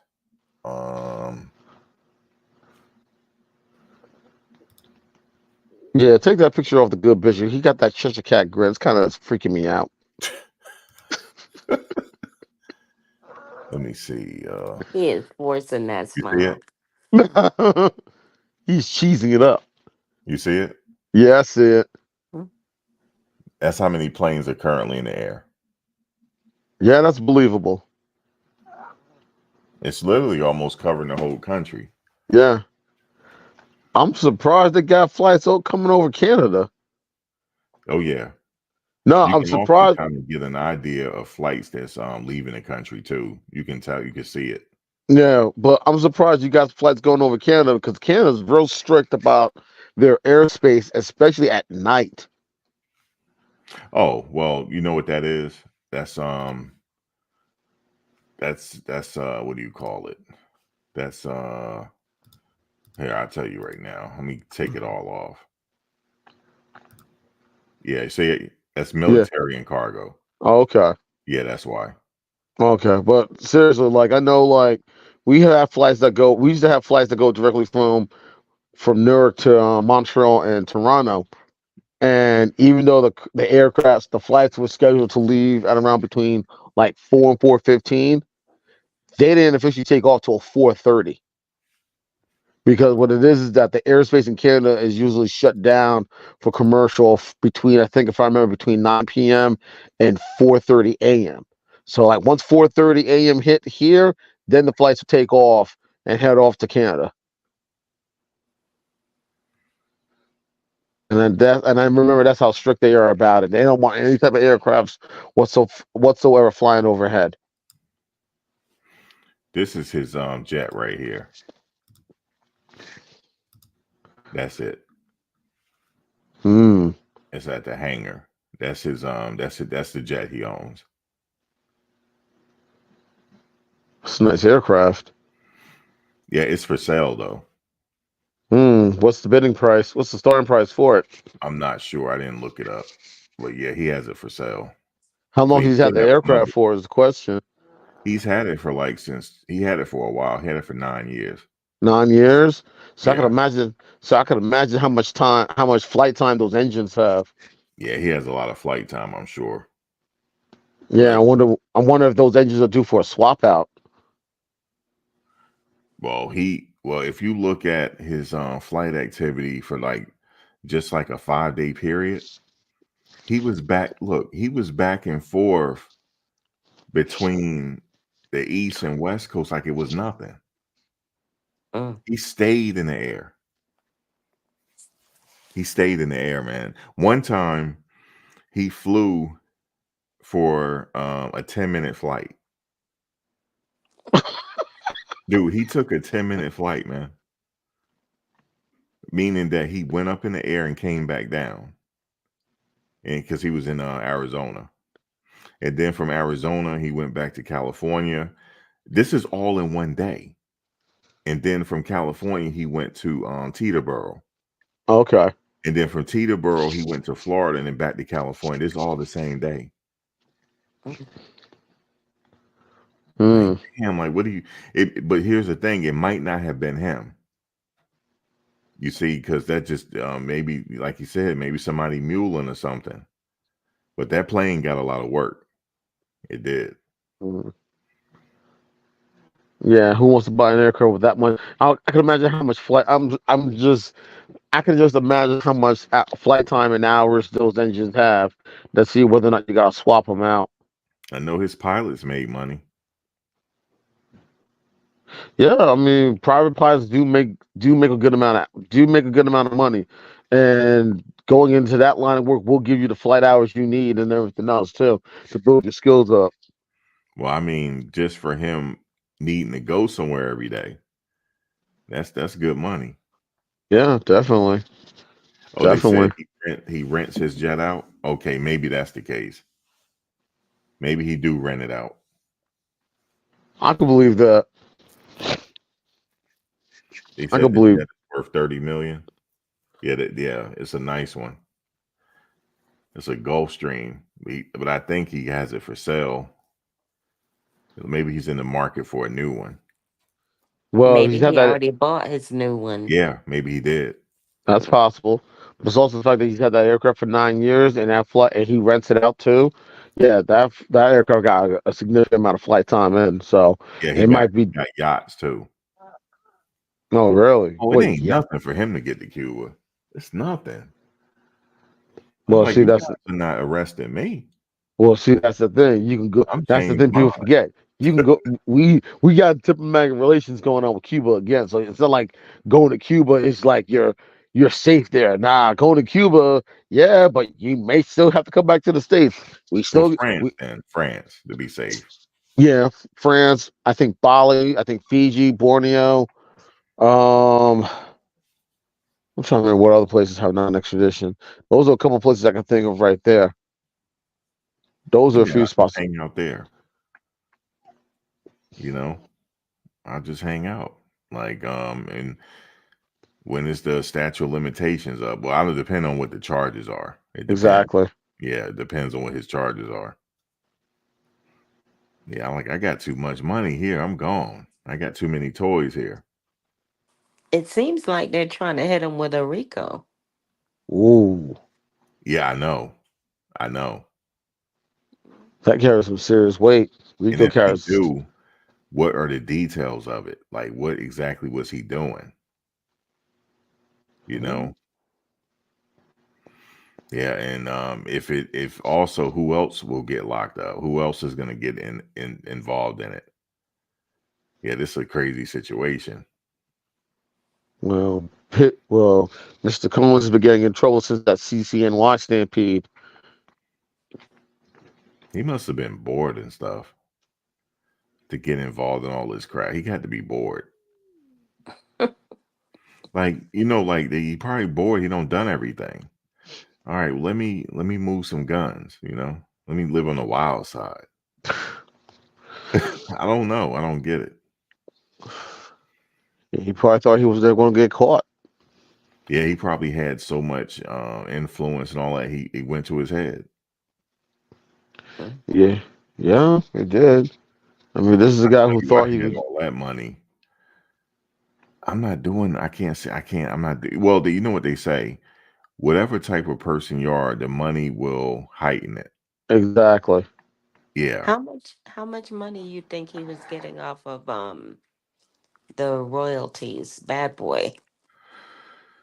I don't know. Like, I mean, that stuff comes in every quarter, so he had to be making a significant amount. True. And his other ventures he was in, um, Sean John. I And think he he might have started that sold. network Revolt. Oh yeah, the revolt. He just sold his shares. Yeah. Yeah, Hmm. but also he's in trouble with that because if I remember, there was this one woman who was on one of his shows. She left because when the situation with Kessie came up, Hmm. she resigned her position. She chose not to resign with them and left because she was a victim of Sierra Alpha and she couldn't see herself working for someone who was allegedly involved in something similar to that. Wow. Yeah, I remember. So Cat Williams not lying. He was like, he said allegedly Puff the type where if he wants to party, would you just say no? Cat Williams is so petty. Yeah, he was. Cat was petty in that interview with Shannon. He said, "You Didn't just say no, no didn't he Puff." didn't he say something about he went to a party at his house and it was all little boys? Yeah, Oh wow. yeah. Like with Puff, you gotta. I never forget. He went on the Drink Champs with Jadakiss was there and Fabulous, and he was like, he said, "Fabulous, how come you don't want to party with me?" And he was like, "Oh no, we do all go out and party." He said, "No, just me and you on your birthday." And it's just he was drinking, but he was serious. The way he was looking at him, and he's like, "I like how you say that, Daddy. I like how you say it." It's like he was in like messing with him. Damn. And then I remember he went up to Justin Bieber. He just like caught up to him, right? He said, "How come you don't like to hang with me no more?" And Justin was like, "Oh no, Puff, I had got a new number." And he said, "Oh, you big time now. You don't want to hang with Puff no more." Like it's like he's like, I don't know. It's like a creepy vibe to it. Like I don't know what's I don't know. But it's like funny too. It's almost like he's joking, but he's not. He said, "Why don't we hang out?" You know? Well, But there's I don't rumor. know. Who knows? It's a lot more than we will ever know. I'm probably sure we will never find out everything. Well, there is rumor that something about him and Usher. They used to hang out too. It was a claim in the claim that was brought by that guy Jones. Hmm. He said that he was told that he was with Usher and another famous person, a male person, to make him feel like it would be okay for him to do it too. Oh wow. Hmm. Yeah, they not lying when they say with that industry, like you'll get approached. I'd rather be regular. Like if I got to be approached on something like that, I'm like, Puff, I'm good, man. Like Puff, I feel you, man, but I'm good. You know what I'm saying? He said, why not? He look at you with that look, like like Puff, I'm good, man. You don't want to be a part of Bad Boy? Nah, I'm good. Bad boy. But them videos they made of him was hilarious. Did you see the one video where he ran to the plane? Yes, I did. He said, "I told you we don't stop. I told you." Hmm. Oh man, I don't think he wouldn't. I don't think he would be above running. you don't think he was what? I don't think he would be above running. Like, No, that's what I was saying. Like some n- people don't think he did. I don't think he's above running. nah.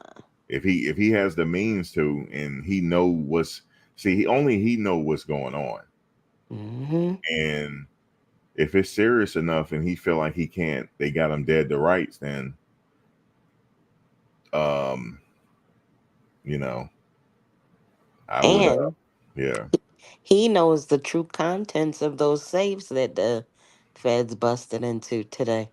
right. He knows. Hmm. So, and now they got they have access to it now. I Yeah, would be out. he got to be stressing. He got to be, and He's he's at the point where he can't even say anything publicly. So, all I man, know. All I know is if Diddy, if you ever listen to Max V, all I'm saying is wherever you at, it better be a different climate, different time zone, no extradition.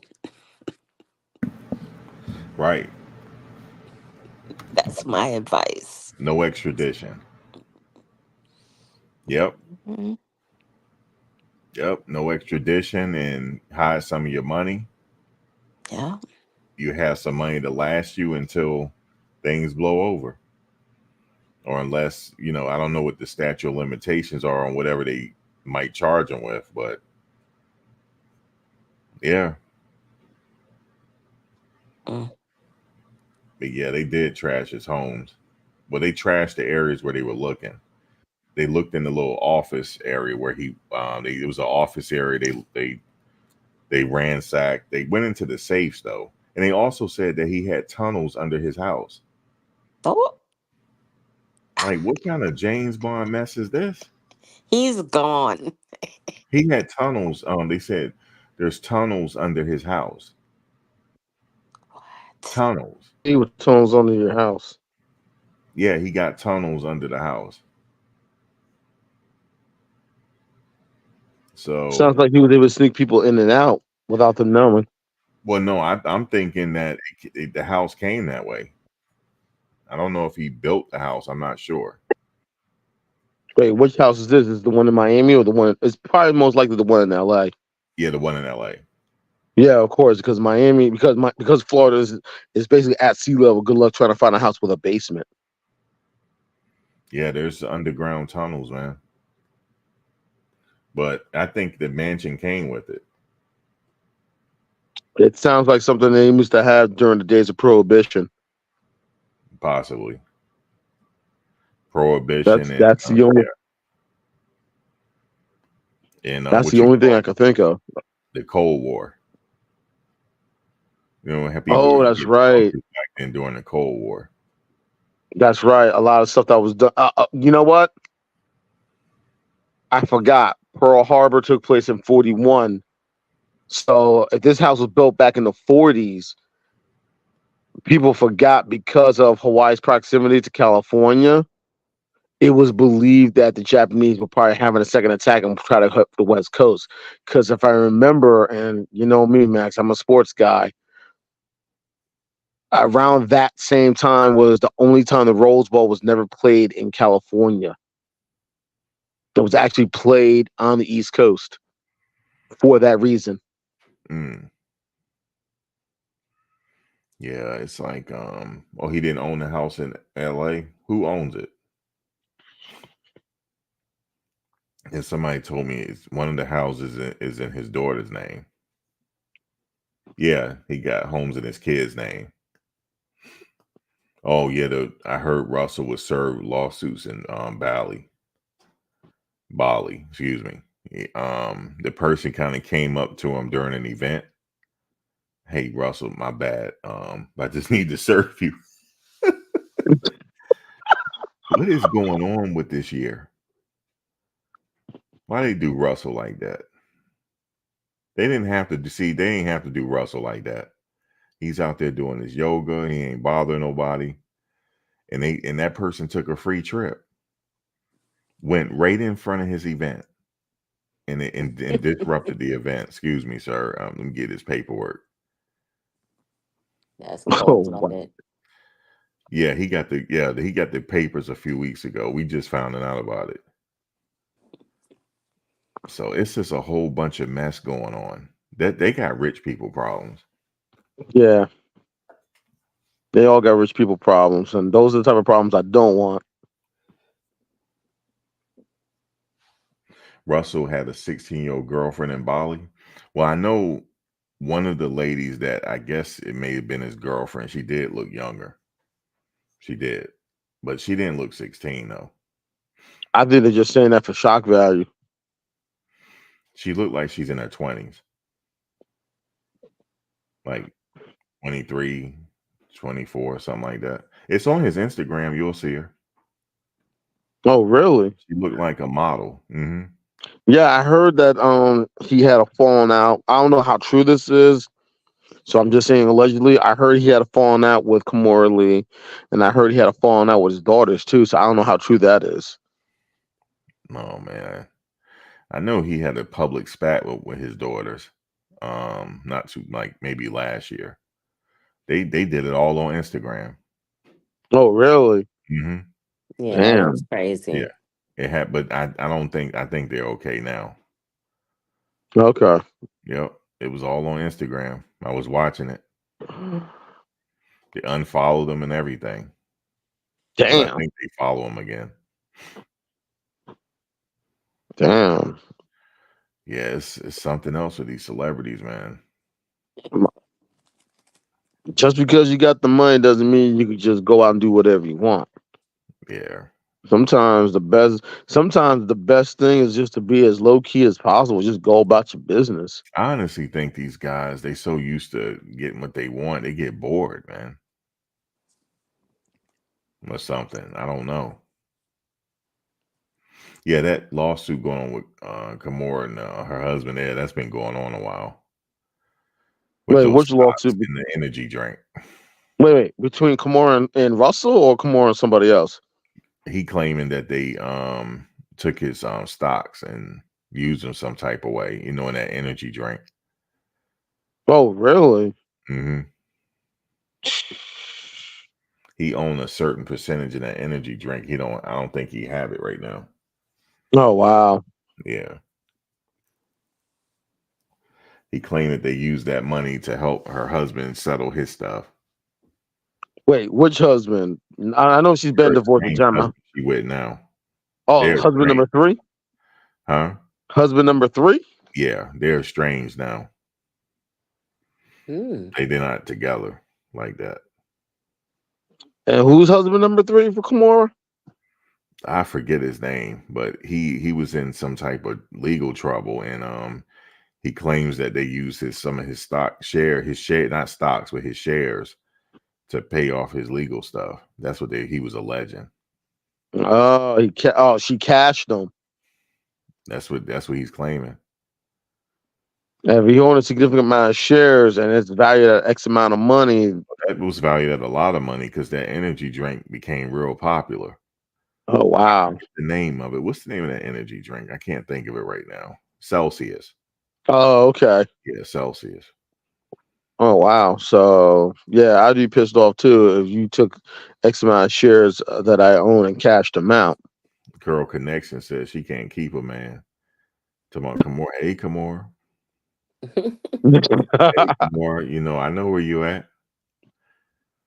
I know where you at, Kamora. She don't live too far from a buddy of mine. Oh, really? Mm-hmm. Yeah, because if I remember, Live in that same house remember that house that Russell had built out there in Jersey? oh yeah, because if I remember him and Kimura, I think him and Kimura moved out there after September 11th because they had a real nice apartment near the World Trade Center. Yeah, they moved into the house. Mm-hmm. And then after everything that happened, they ended up moving to that house in Jersey. Mm-hmm. So he kept the house after the divorce. I thought she would have gotten it. No, she got the house. Oh, she did. Yeah, that's the one she live in. So I don't know. That's okay. Yeah. Yeah, I could imagine that. Good luck trying to find the address.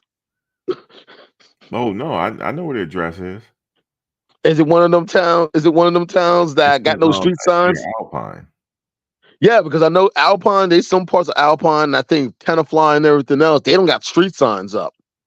Like you have to live in that area to know where everything is. What's the other one? It's not Alpine. Tenafly. Not North Bergen. Not North Bergen. It ain't Teaneck. Oh God, not Hasbrook Heights. Oh God, it's all in that general area, Eddie right? Murphy used to live.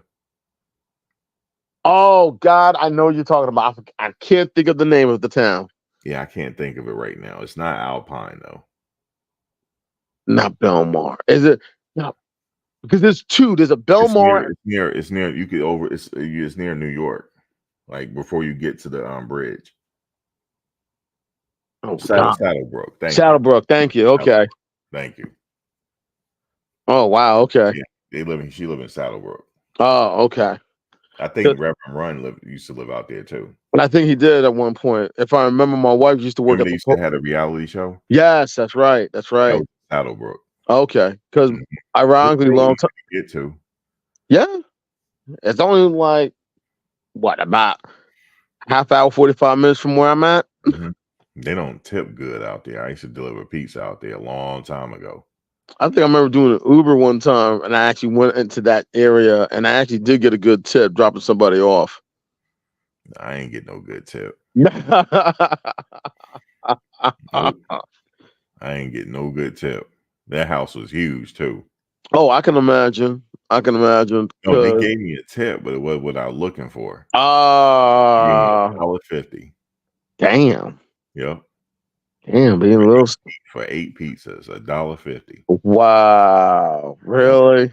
He said, "Hold on, let me get your tip, son. Hold on." And came out with $1.50.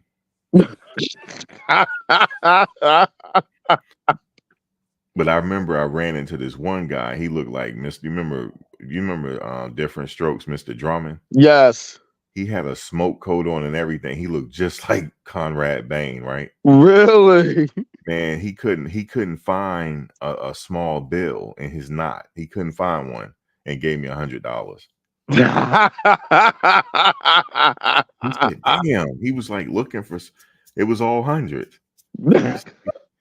He said, "Okay." He said, "I'm gonna give you this."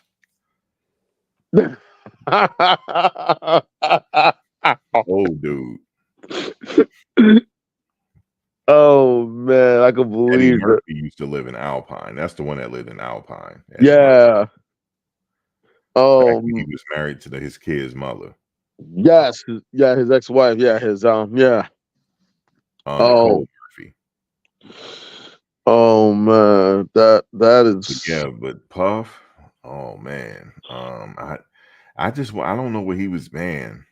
Whatever he was involved in, it looked we gonna have to wait for the news though and see what they do in the next few days. I'm gonna tell you though, do you think his trial might not be open to the public because of his celebrity status? Yeah, you might have to go in person. That's what I want to do. Oh, it is. You can, yeah, you can sit in. Okay. In But terms of where it's going to I be thought at. you meant as far as like airing it on TV. Oh yeah, no. They may not air it on TV, but you can still go. Yep. I guess whatever the nature of the crime is and everything else. Nope. You can go in there and sit in on it. Yeah, let's go in and sit in and everything else. But as for airing it on TV, I doubt that.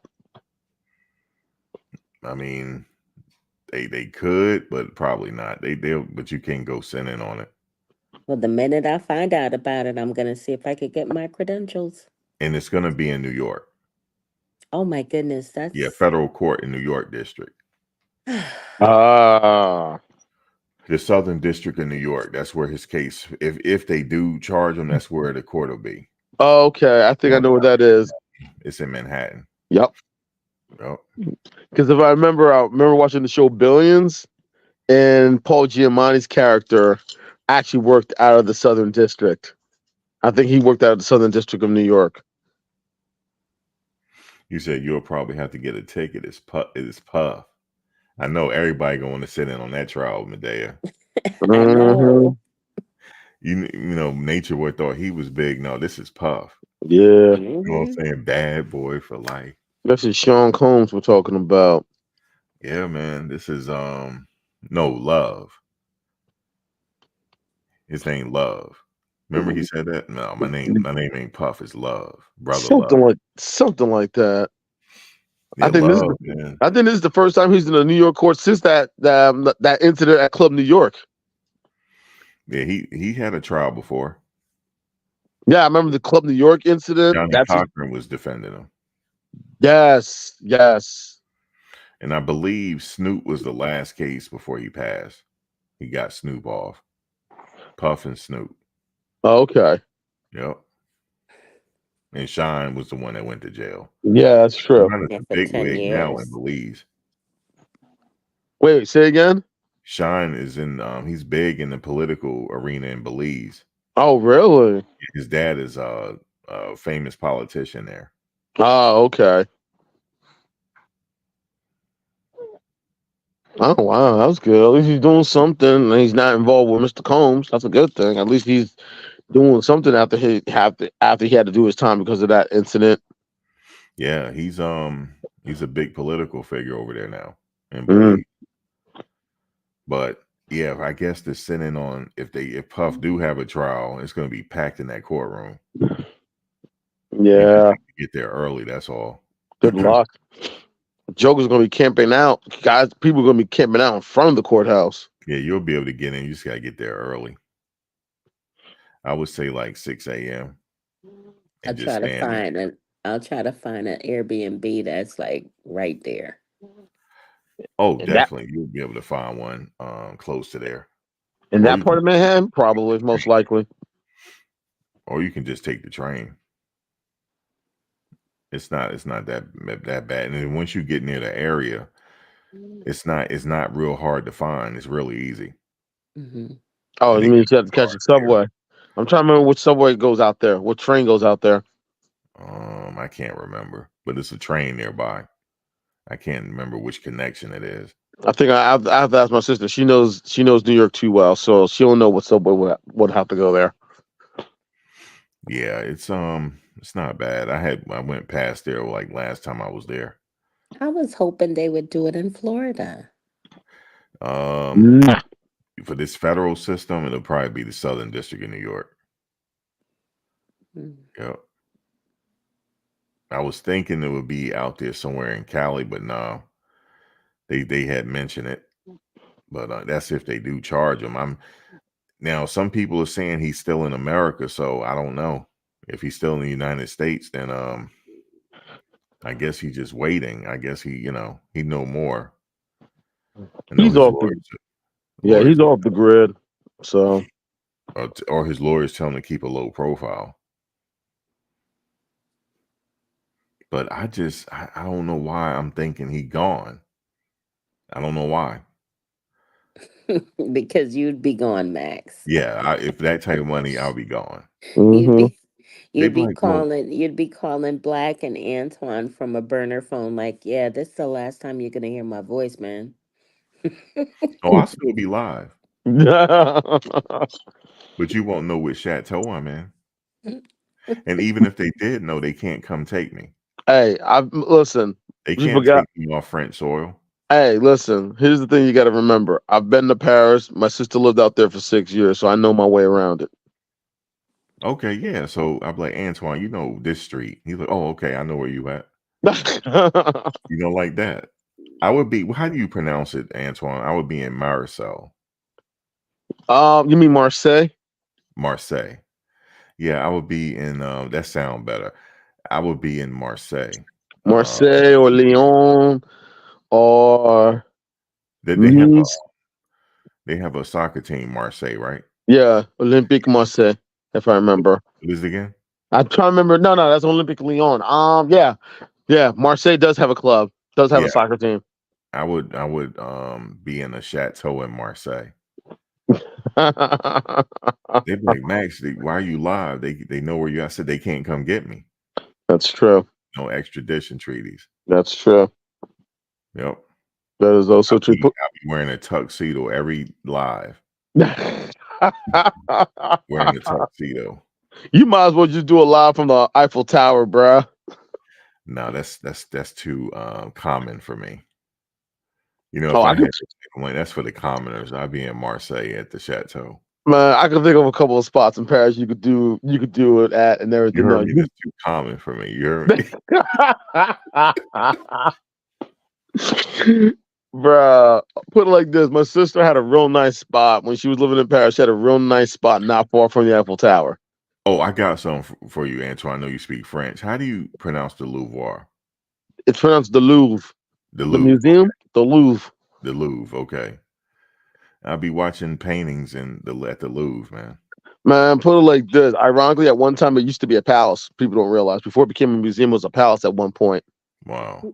Yeah. Max, when was the last time you looked up if France had an extradition treaty with the US? Oh, they never They never did. parted ways with that. They never doing it. Well, I Yep. looked up on Google and it says that there was the formal title is extradition between the United States and France, signed at Paris on April 23rd, 1996.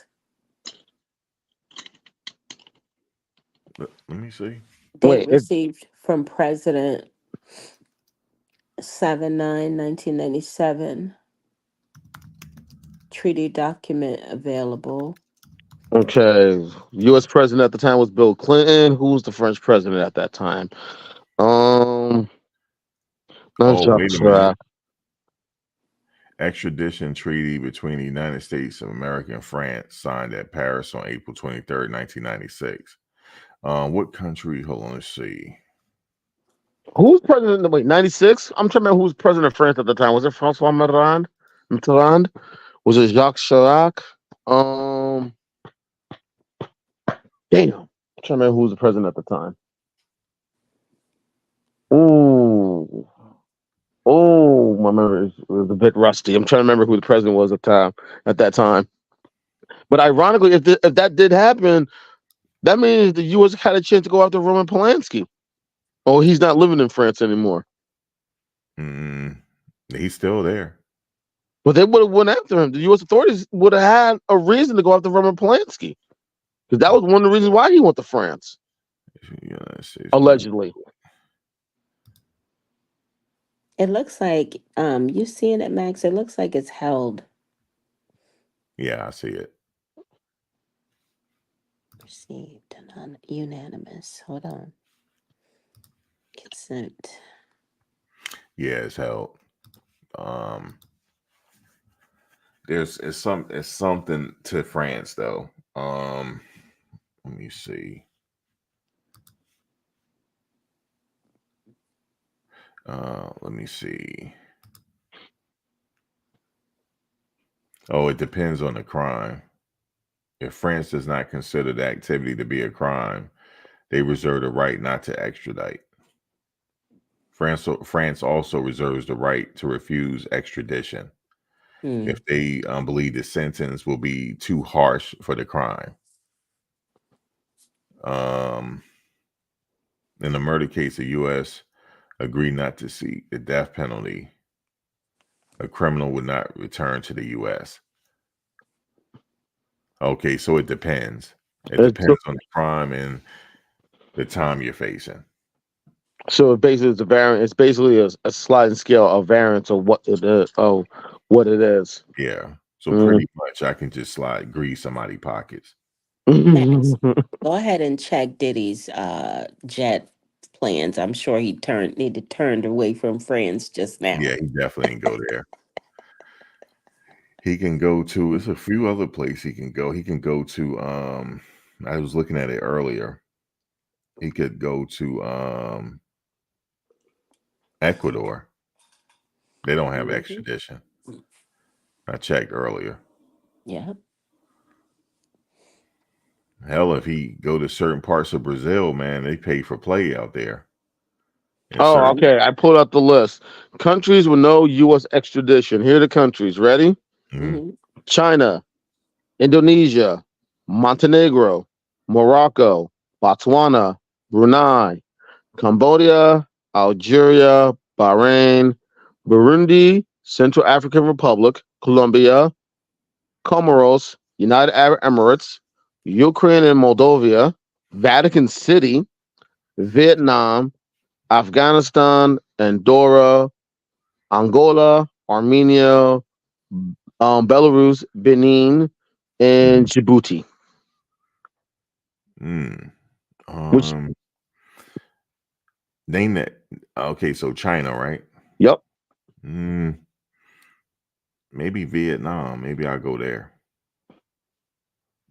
I don't know. I don't know out of all the countries where I prefer to go. Let's see. I'm looking at the list right now. Vatican City is always one place I wanted to go to, but that's basically bordered within it within the city of Rome. Angola, you got to learn Portuguese. Um, Armenia. Mm, Let's see. Well, we already know famous people that came out of Armenia, and they're wow. the yeah, and they're considered the rotten the litter of Europe too. No, seriously. So what country? What else countries they had again? Um, Djibouti, Benin, Belarus, Andorra, Belarus. Ukraine and Moldova, United Arab Emirates, Colombia, Central African Republic, Mm, Algeria, Bahrain, Cambodia, Brunei, Botswana, Morocco, and Montenegro. And I'm surprised. And well, then again, Montenegro's only been around for a few years as an independent. They used to be part of Serbia at one time. Yeah, the plane was taken off the tracking site. I saw it because I just tried to look. It's not there. The plane is because they grounded it. They Yeah. grounded it yesterday, So the transponder has to be turned off. but he probably Transponder, got the plane. yeah, transponder is only turned on when it hits when it's once it's in flight. How about Belize? Belize is not on the list. Okay, so he So can't go. yeah, he can't call his friend Shine for some help. Well, Cuba, right? Nope, Cuba's not on the list either. They just not letting Asada go though. They said they're not turning her over. Say again? Asada Shakur, they're not releasing her to No, I'm us. not surprised. I'm not surprised. Ironically, I found a real crazy story. My mother-in-law actually met Ashada Shakur. Oh yeah. Yeah, here in Jersey before she left. My wife's uncle was part of the Black Panthers. He was Hmm. part of, put it like this. You remember the stories of the student protests from back in the day in the 70s? With the guns. No. The student protests that led to the stuff that went on at Rutgers. Yeah. My wife's uncle was part of that group that lead the protests. Yeah, it was one at Rutgers, one at Columbia. Yeah, he was one at Rutgers. Him and a group of friends of his. Couple of the students. Some of them were suspended, but they were allowed to come back after a semester. A lot of them did all graduate too. A few of them still work at the NER campus where my wife was actually enrolling, and one of the deans found out her last name, and the dean asked her, "Are you related to so and so?" She was like, "Yes, that's my uncle." Told the asked her, and then he asked her, "What do you know about your uncle?" "Well, I know he used to do certain things, this and that, but he doesn't always talk about it." Told the secretary, "You know what? Cancel my appointments for the rest of the day." And she sat in there for a good hour and a half listening to stories of what her uncle used to do when he was at Rutgers, when he was part of the party. Yeah. Ironically, because of what they did, that's how the state of New Jersey, that's what led to the start of the EOF program. Wow. Yeah. And what happened is because of when she enrolled and she got in through EOF, when people found out who her uncle is, he still to this day gets letters from all the students that enroll into the EOF program saying thank you for what he's accomplished. And each student sends him two letters. One letter when they start the school year as freshmen, and another letter when they right before they graduate. Mm, And he still to this day still gets letters from a lot of the students from the UF program at Rutgers. nice. Oh, Because of Antoine, the Maldives. I'm going there. Maldives, yeah. Oh, I didn't know that. I didn't see that on the list, but What okay. is that? How you pronounce it? Maldives? It's Maldives. Maldives. That's where I'm going. Like I can't even pronounce it. Well, this was one list that I saw on Google, but there's probably another. There's probably more countries on this list that I didn't see, To but Maldives. yeah. And I don't know if I want to go to Colombia. Where they doing stuff over there right now. Well, Everybody be in my pocket. one Yeah, it's country I kind of found. real over there right now. Say Like again. it's not really for everybody. Just certain guys going over there for certain reasons. They're getting robbed. Where? Colombia.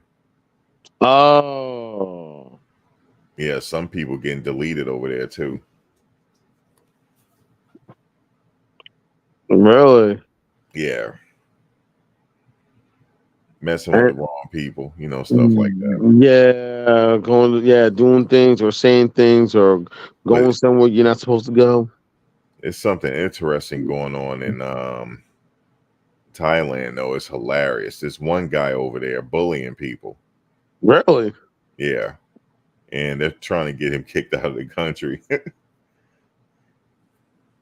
Challenge him to simple. Challenge him to a fight of Muay Thai. If he loses, you got to go. No, he just like bullying people. Oh, really? Yeah, Oh, so in other words, the dude thinks he's Billy Badass. right. Ah, Like yeah. this guy that he's bullying, he likes to frequent certain areas, and he got a membership there now, so he can find them. Oh, Yeah. wow. Yeah, I don't know why you go that far to do that, but Y'all, I'm about to go somewhere where there's no extradition. Maldives. Yeah. No. Mm-mm. My bad. Okay, there you go. Ain't no extradition. I'ma Yeah. holla at y'all. This was great. Thank you so much for having me, Max. All right, Medea. Have a good one, And Madad. Antoine, always a pleasure. Same here, Madad. You have a good one. Be safe. You too. All right, now. Man. I'm looking at these lists of these countries and everything else. Nicaragua. Um, Zimbabwe. Let me see. I could believe Switzerland. Okay, I'm going to Switzerland, Ecuador, Cuba. I don't know. I might have to check out Switzerland. Honestly, I got family in Switzerland, so that's one place I'm definitely going. Now imagine you trying to fly to Zimbabwe and you got a layover in another country with the ops in it. Oh my God, that's hilarious. They'll get you there. Yeah, that's why I said I'm going to Switzerland. I got family out there. I got relatives in Switzerland. The only thing is, I gotta brush it. My French is okay, but I gotta brush it up on my German. Yeah, the thing is, it's probably nowhere. You know, the thing is though, there's nowhere for him to hide. He's No, not a person that can hide. nah, he's not. He's definitely gonna be a person of interest. I mean, he's too recognizable. Yeah, Yeah, yeah. The only place I can see him going is either in the Amazon in South America he ain't going out there. or this nice island I heard about off the coast of India that has never been inhabited by outsiders. But then again, why take that risk? No, he not going there. They'll kill him. North Sentinel Island. Yeah. Yeah. I'm thinking somewhere else that he can go where he don't have to worry. Um, you can see him going to Russia. I don't know, man. Putin wilding out. You know, I don't know what he capable of doing out there. Oh, well, Putin is trying to bring the band back together again. That's what he wants to do. Yeah, He wants to bring back the days of the old sickle and hammer. there's a YouTuber that lives out there, Really? in Russia. Yeah. Really? Yep. Is this person able to do what they have to do without getting like caught up and stuff? Yeah. Hey, I give the person credit because from what I heard, Putin's been trying to shut a lot of stuff down. Was been literally trying to shut a lot of stuff down from the outside. Actually, I don't think he's there now, but he was there before that.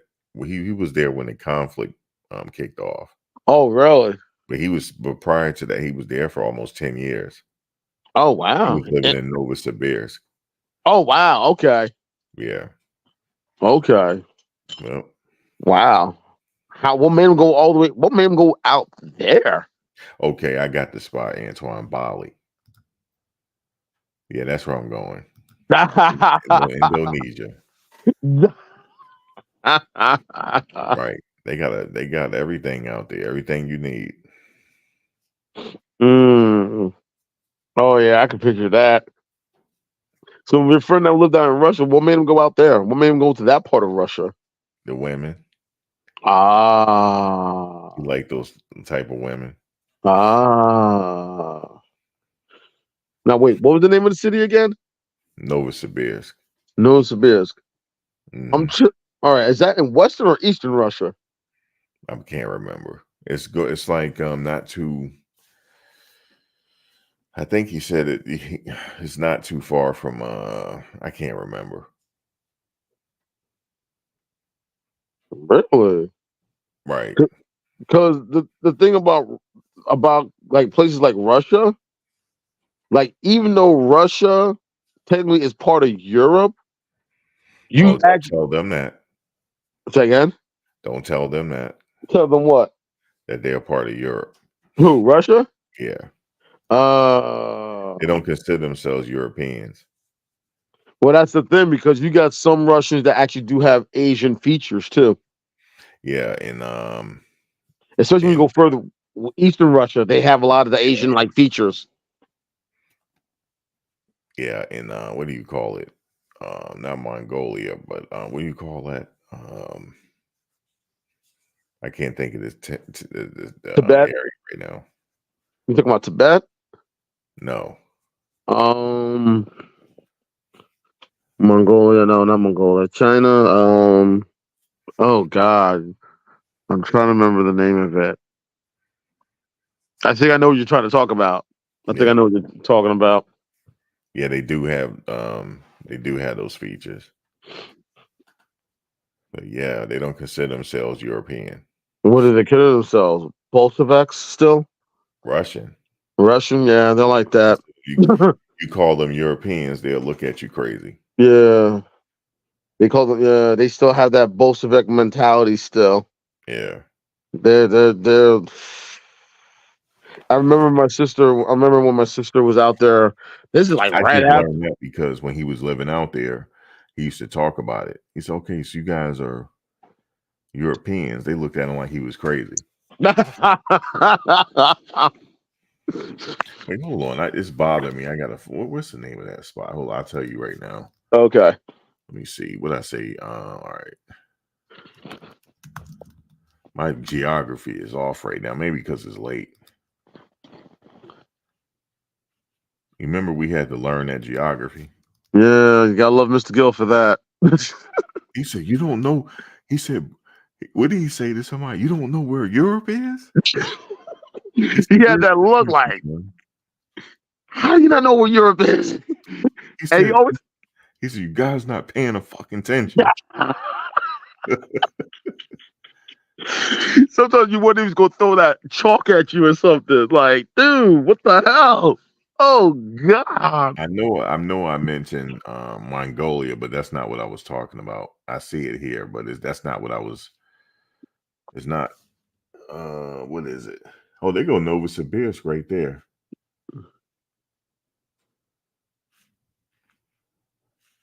Um, hold up, I'll show you. Okay.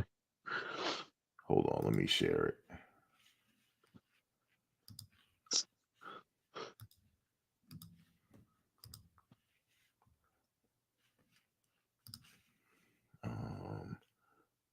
You see it?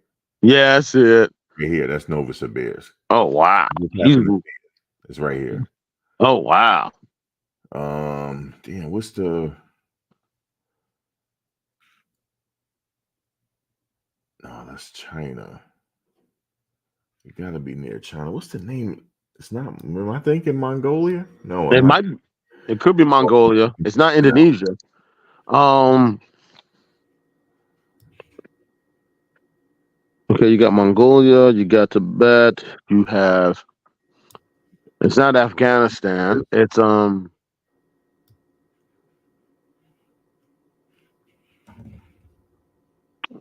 let's see. I'm G thinking. from? Say again? Where's Triple G from? Triple G's from I thought he Kazakhstan. was Kazakhstan. Oh, that's right. Okay, it was one of the Caucasus. Right It's in here. the That's Caucasus. not what I'm thinking about though. You're thinking of the area of the Caucasus, like Kazakhstan, Azerbaijan, Turkmenistan, Uzbekistan. Yeah, I'm looking at it. But damn, I can't think. It's on the tip of my tongue. Or maybe I already said. I just don't know what I'm talking about. Because Damn, you got the I'm F right now in geography, man. Mr. Gill will be slapping you right now. Yeah, he actually kicked me out of class for this. You remember he kicked people out of class because we couldn't get Oh it. yes, I remember that. He was just you look like yo, just he was just pointing at the door like, oh damn. But what he used to do, right? We didn't have no labels on the map. Yes, We he had to learn wants you. hard. Yeah, he wants you to know, like he wants you to know the name of the country by how it looked and the shape. That area is the Caucasus. You got Kazakhstan, you got Uzbekistan, you have Azerbaijan, Turkmenistan, and I'm trying to remember. There's 5 countries that make up the Caucasus. I remember that 5 places, and I just named 4 of them. Oh God, what are the Caucasus? The Caucasus. Oh God, you know what? I'm gonna have to Google that now. Now you're gonna make me Google it.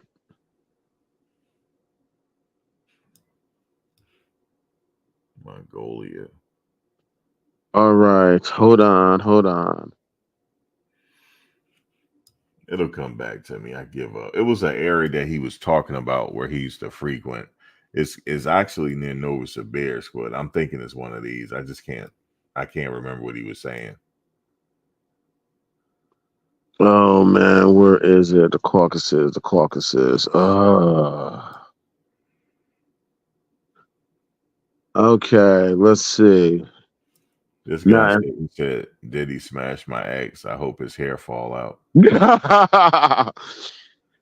There it is. Okay. Here it is. Here it is. I had you pull up the map. I was right. Turkmenistan, Uzbekistan, Kazakhstan, Kyrgyzstan, and Tajikistan. Yeah, it's too many Steins, man. That's the caucus. Right. That's the Caucasus. Those are the 5 countries that make up the Caucasus. Those are all former countries. All locations used to be part of the old Soviet Union. And ironically, here's something most people never knew. Of course, you got Armenia, Georgia, and Azerbaijan in that area too. And of course, Afghanistan and For Turkmenistan. people that want to know why we bringing this up, we was looking for countries to go to that don't have extradition treaties. Yes. Russia, I think they do, right? Russia do. Yeah, they do. Yeah, they do. That's not a place I want to go. Nah. Because if I remember, I think the U.S. government still want Edward Snowden's head on a pike.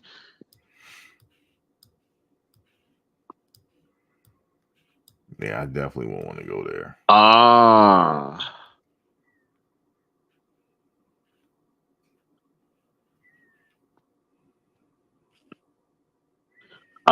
I'm looking at this map right now, and it's making me think about the old Soviet Union. And I remember why I remember people were wondering why did the Soviet Union invade Afghanistan back in the 80s? And you know it's all connected, right? But it's the terrain is too rough. Yeah, it is. Russia to get to Africa. You can actually get there by land, but it's like the terrain. I don't think you'll be able to do it. Or maybe you can. Actually, ironically, most people in there put it like this. Have you ever heard of the Dakar Rally? No, the terrain is too. I don't know. I'm just looking at the mountain terrain. What are you talking about? In over by Russia and the Caucasus? Yeah. Oh yeah. Ironically, like a lot of my friends, I think Jamie told me this also, and Brian when they were in Afghanistan, they basically said this, and I remember someone told me this also. Take something that's the size of Texas and put it in the Rocky Mountains. That's the best way to describe Afghanistan. Africa's a huge place, brother. Yes, it is. Yes, it is. All chopped up by the Europeans. Ironically, it's actually bigger than the globe is depicting. Mm-hmm. It's a lot big. It's a lot longer, actually. No, I can believe that. I can believe that. I honestly, there is a way to get to there is a way to get there to get to Africa through Europe. There was this big race I remember hearing about a long time back, and it's actually still around to this day. It's called the Dakar Rally. Through Jordan? Let me see. So hold on. If there's a bridge, let me see. No, there's no bridge. No, actually, wait a minute. It's connected by land. Is there a bridge there? There's an actual land. You go through Turkey, you can go through Syria, Lebanon, into Jordan. Yeah, that's what I'm looking at. Hold on. You can go into Israel by land. Here? Hold on a second. Let me go back out. See right here? Yeah. Just hold on. Did I mess up? Or is it?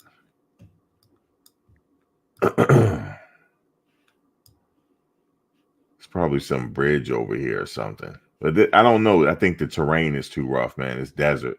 I mean, I don't think you can. Ironically, that area you were just pointing at where Israel and Jordan touch. What was the race called? It's called the Dakar Rally. They actually would start in Paris and race to Dakar in Senegal. Oh, okay. I know what you're talking about. Yeah, you can. That area you were pointing at in the Red Sea where Israel and Jordan and Egypt and Saudi Arabia touch. There's an actual body of water there, if I remember. It's called the everyone talks about the Suez Canal, where there's another body of water in that area on the other side called the Gulf of Aqaba. It's also known as the dagger's tip. Because when you look at it, it looks like a blade of a knife. It's also referred to as dagger's tip.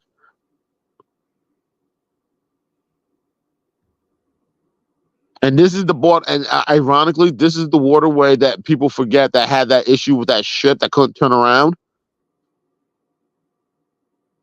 There was supposed to be like a big ship that went through the Suez Canal, and they were going in the wrong direction because the way it's designed and the way it's built, it had difficulty trying to turn around. Which ship? It was like this big cargo ship. It was supposed to go through the Suez Canal, Oh, okay. and what happened was they had problems because the war. I think because the ship was too big and the area was too narrow for it to just simply turn around. So it Oh, literally had a. speaking of that, did you see what happened with that last night? I heard about it. Man, that was crazy, man. That I door. heard about that. I'm Yeah, like, whoa. I'm like, wait, what? And someone was like, yeah, like a ship. How do you take out a bridge? Like, ran into it. my question is, it wasn't that one of those bridges that you had to raise and everything else, or No, just go through it. But he hit it. That thing. I don't know. There's some conspiracies going on about that now, but I don't want to get into it. I'm looking at the picture right now. I'm just sitting there like, you got to be kidding me. Nope, that's what happened. How the how the I'm just looking at this picture like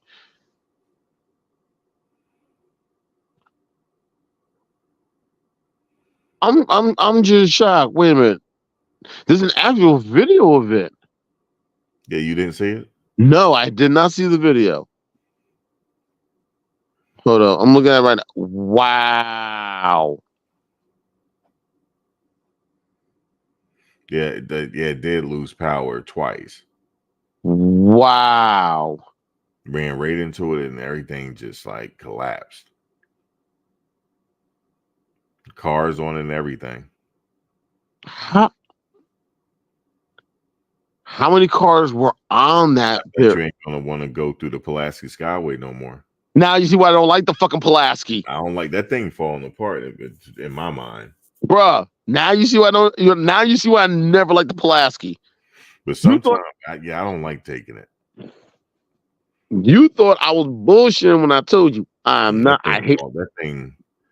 I think it's falling apart, but they be patching it up because you always see people working on it. They've been working on that thing for as long as I can Since remember. the 80s. It's time to get that thing up, man. Honestly, my question is the way the Pulaski is connected. What other alternative do they have? Build another one next to it and then tear that one down. Shit. How much is that going to cost? Man, you know they're not gonna. No, the infrastructure in this country got to be updated. Some parts of our infrastructure. A lot of it has to be updated. I remember the story about the I-35 bridge in Minnesota. Oh, when that crashed. Yeah, when that bad boy collapsed, I'm sitting here. Yeah, I'm sitting here like, wait. This one, they ran into the thing, and it's just you saw the video, right? Yeah, I saw the video. How the fuck do you miss how the fuck do you not know there's a bridge there? I have no idea. They haven't. I guess they're gonna update us eventually on what happened. According to the article I'm looking at in Business Insider, a Danish engineering and architectural consulting company said bridges are not usually designed to withstand a direct impact from a ship. Instead, engineers would create structures near the bridge supporters that a ship would hit first, absorbing the impact. No, I've seen those. What I'm trying to figure out is how did it run it? Like, did you lose control? Like, did you fall asleep? Like, what happened? Was there a current that hit you and it just came out of nowhere or something? Like, no, it was headed to I forget what country it was headed to. Oh, so it was leaving Baltimore. Yeah, it was headed somewhere. And I see what they mean by something hitting the stanchion, because if you ever look close, and I don't know if anyone ever has, like if you ever look close at bridges, especially where the lower part goes into the water, you always see it bulge out. Some people think that's supposed to be for like distribution of weight. It is, but it's also kind of like a deflector to let ships know like you're getting near the bridge, you need to go around it. Or if it does hit, you're gonna hit that part, but the bridge will be able to still stand up. But for some reason, from when I saw the video and the way it hit, it's almost like it directly hit a spot where, damn. Yeah, it's unfortunate, man. So they never said how many cars were on the bridge at this time, if anyone survived. I haven't read it since today. I was just watching the reports last night. I'm gonna have to go check. But it happened when I was live last night. Really? Yep. Right when I was live, it went down. Wow. It said Max, a boat just ran into the bridge and toppled it over. Around what time was that? About 11 something. Oh, I was already home when that. Oh, wow. Damn.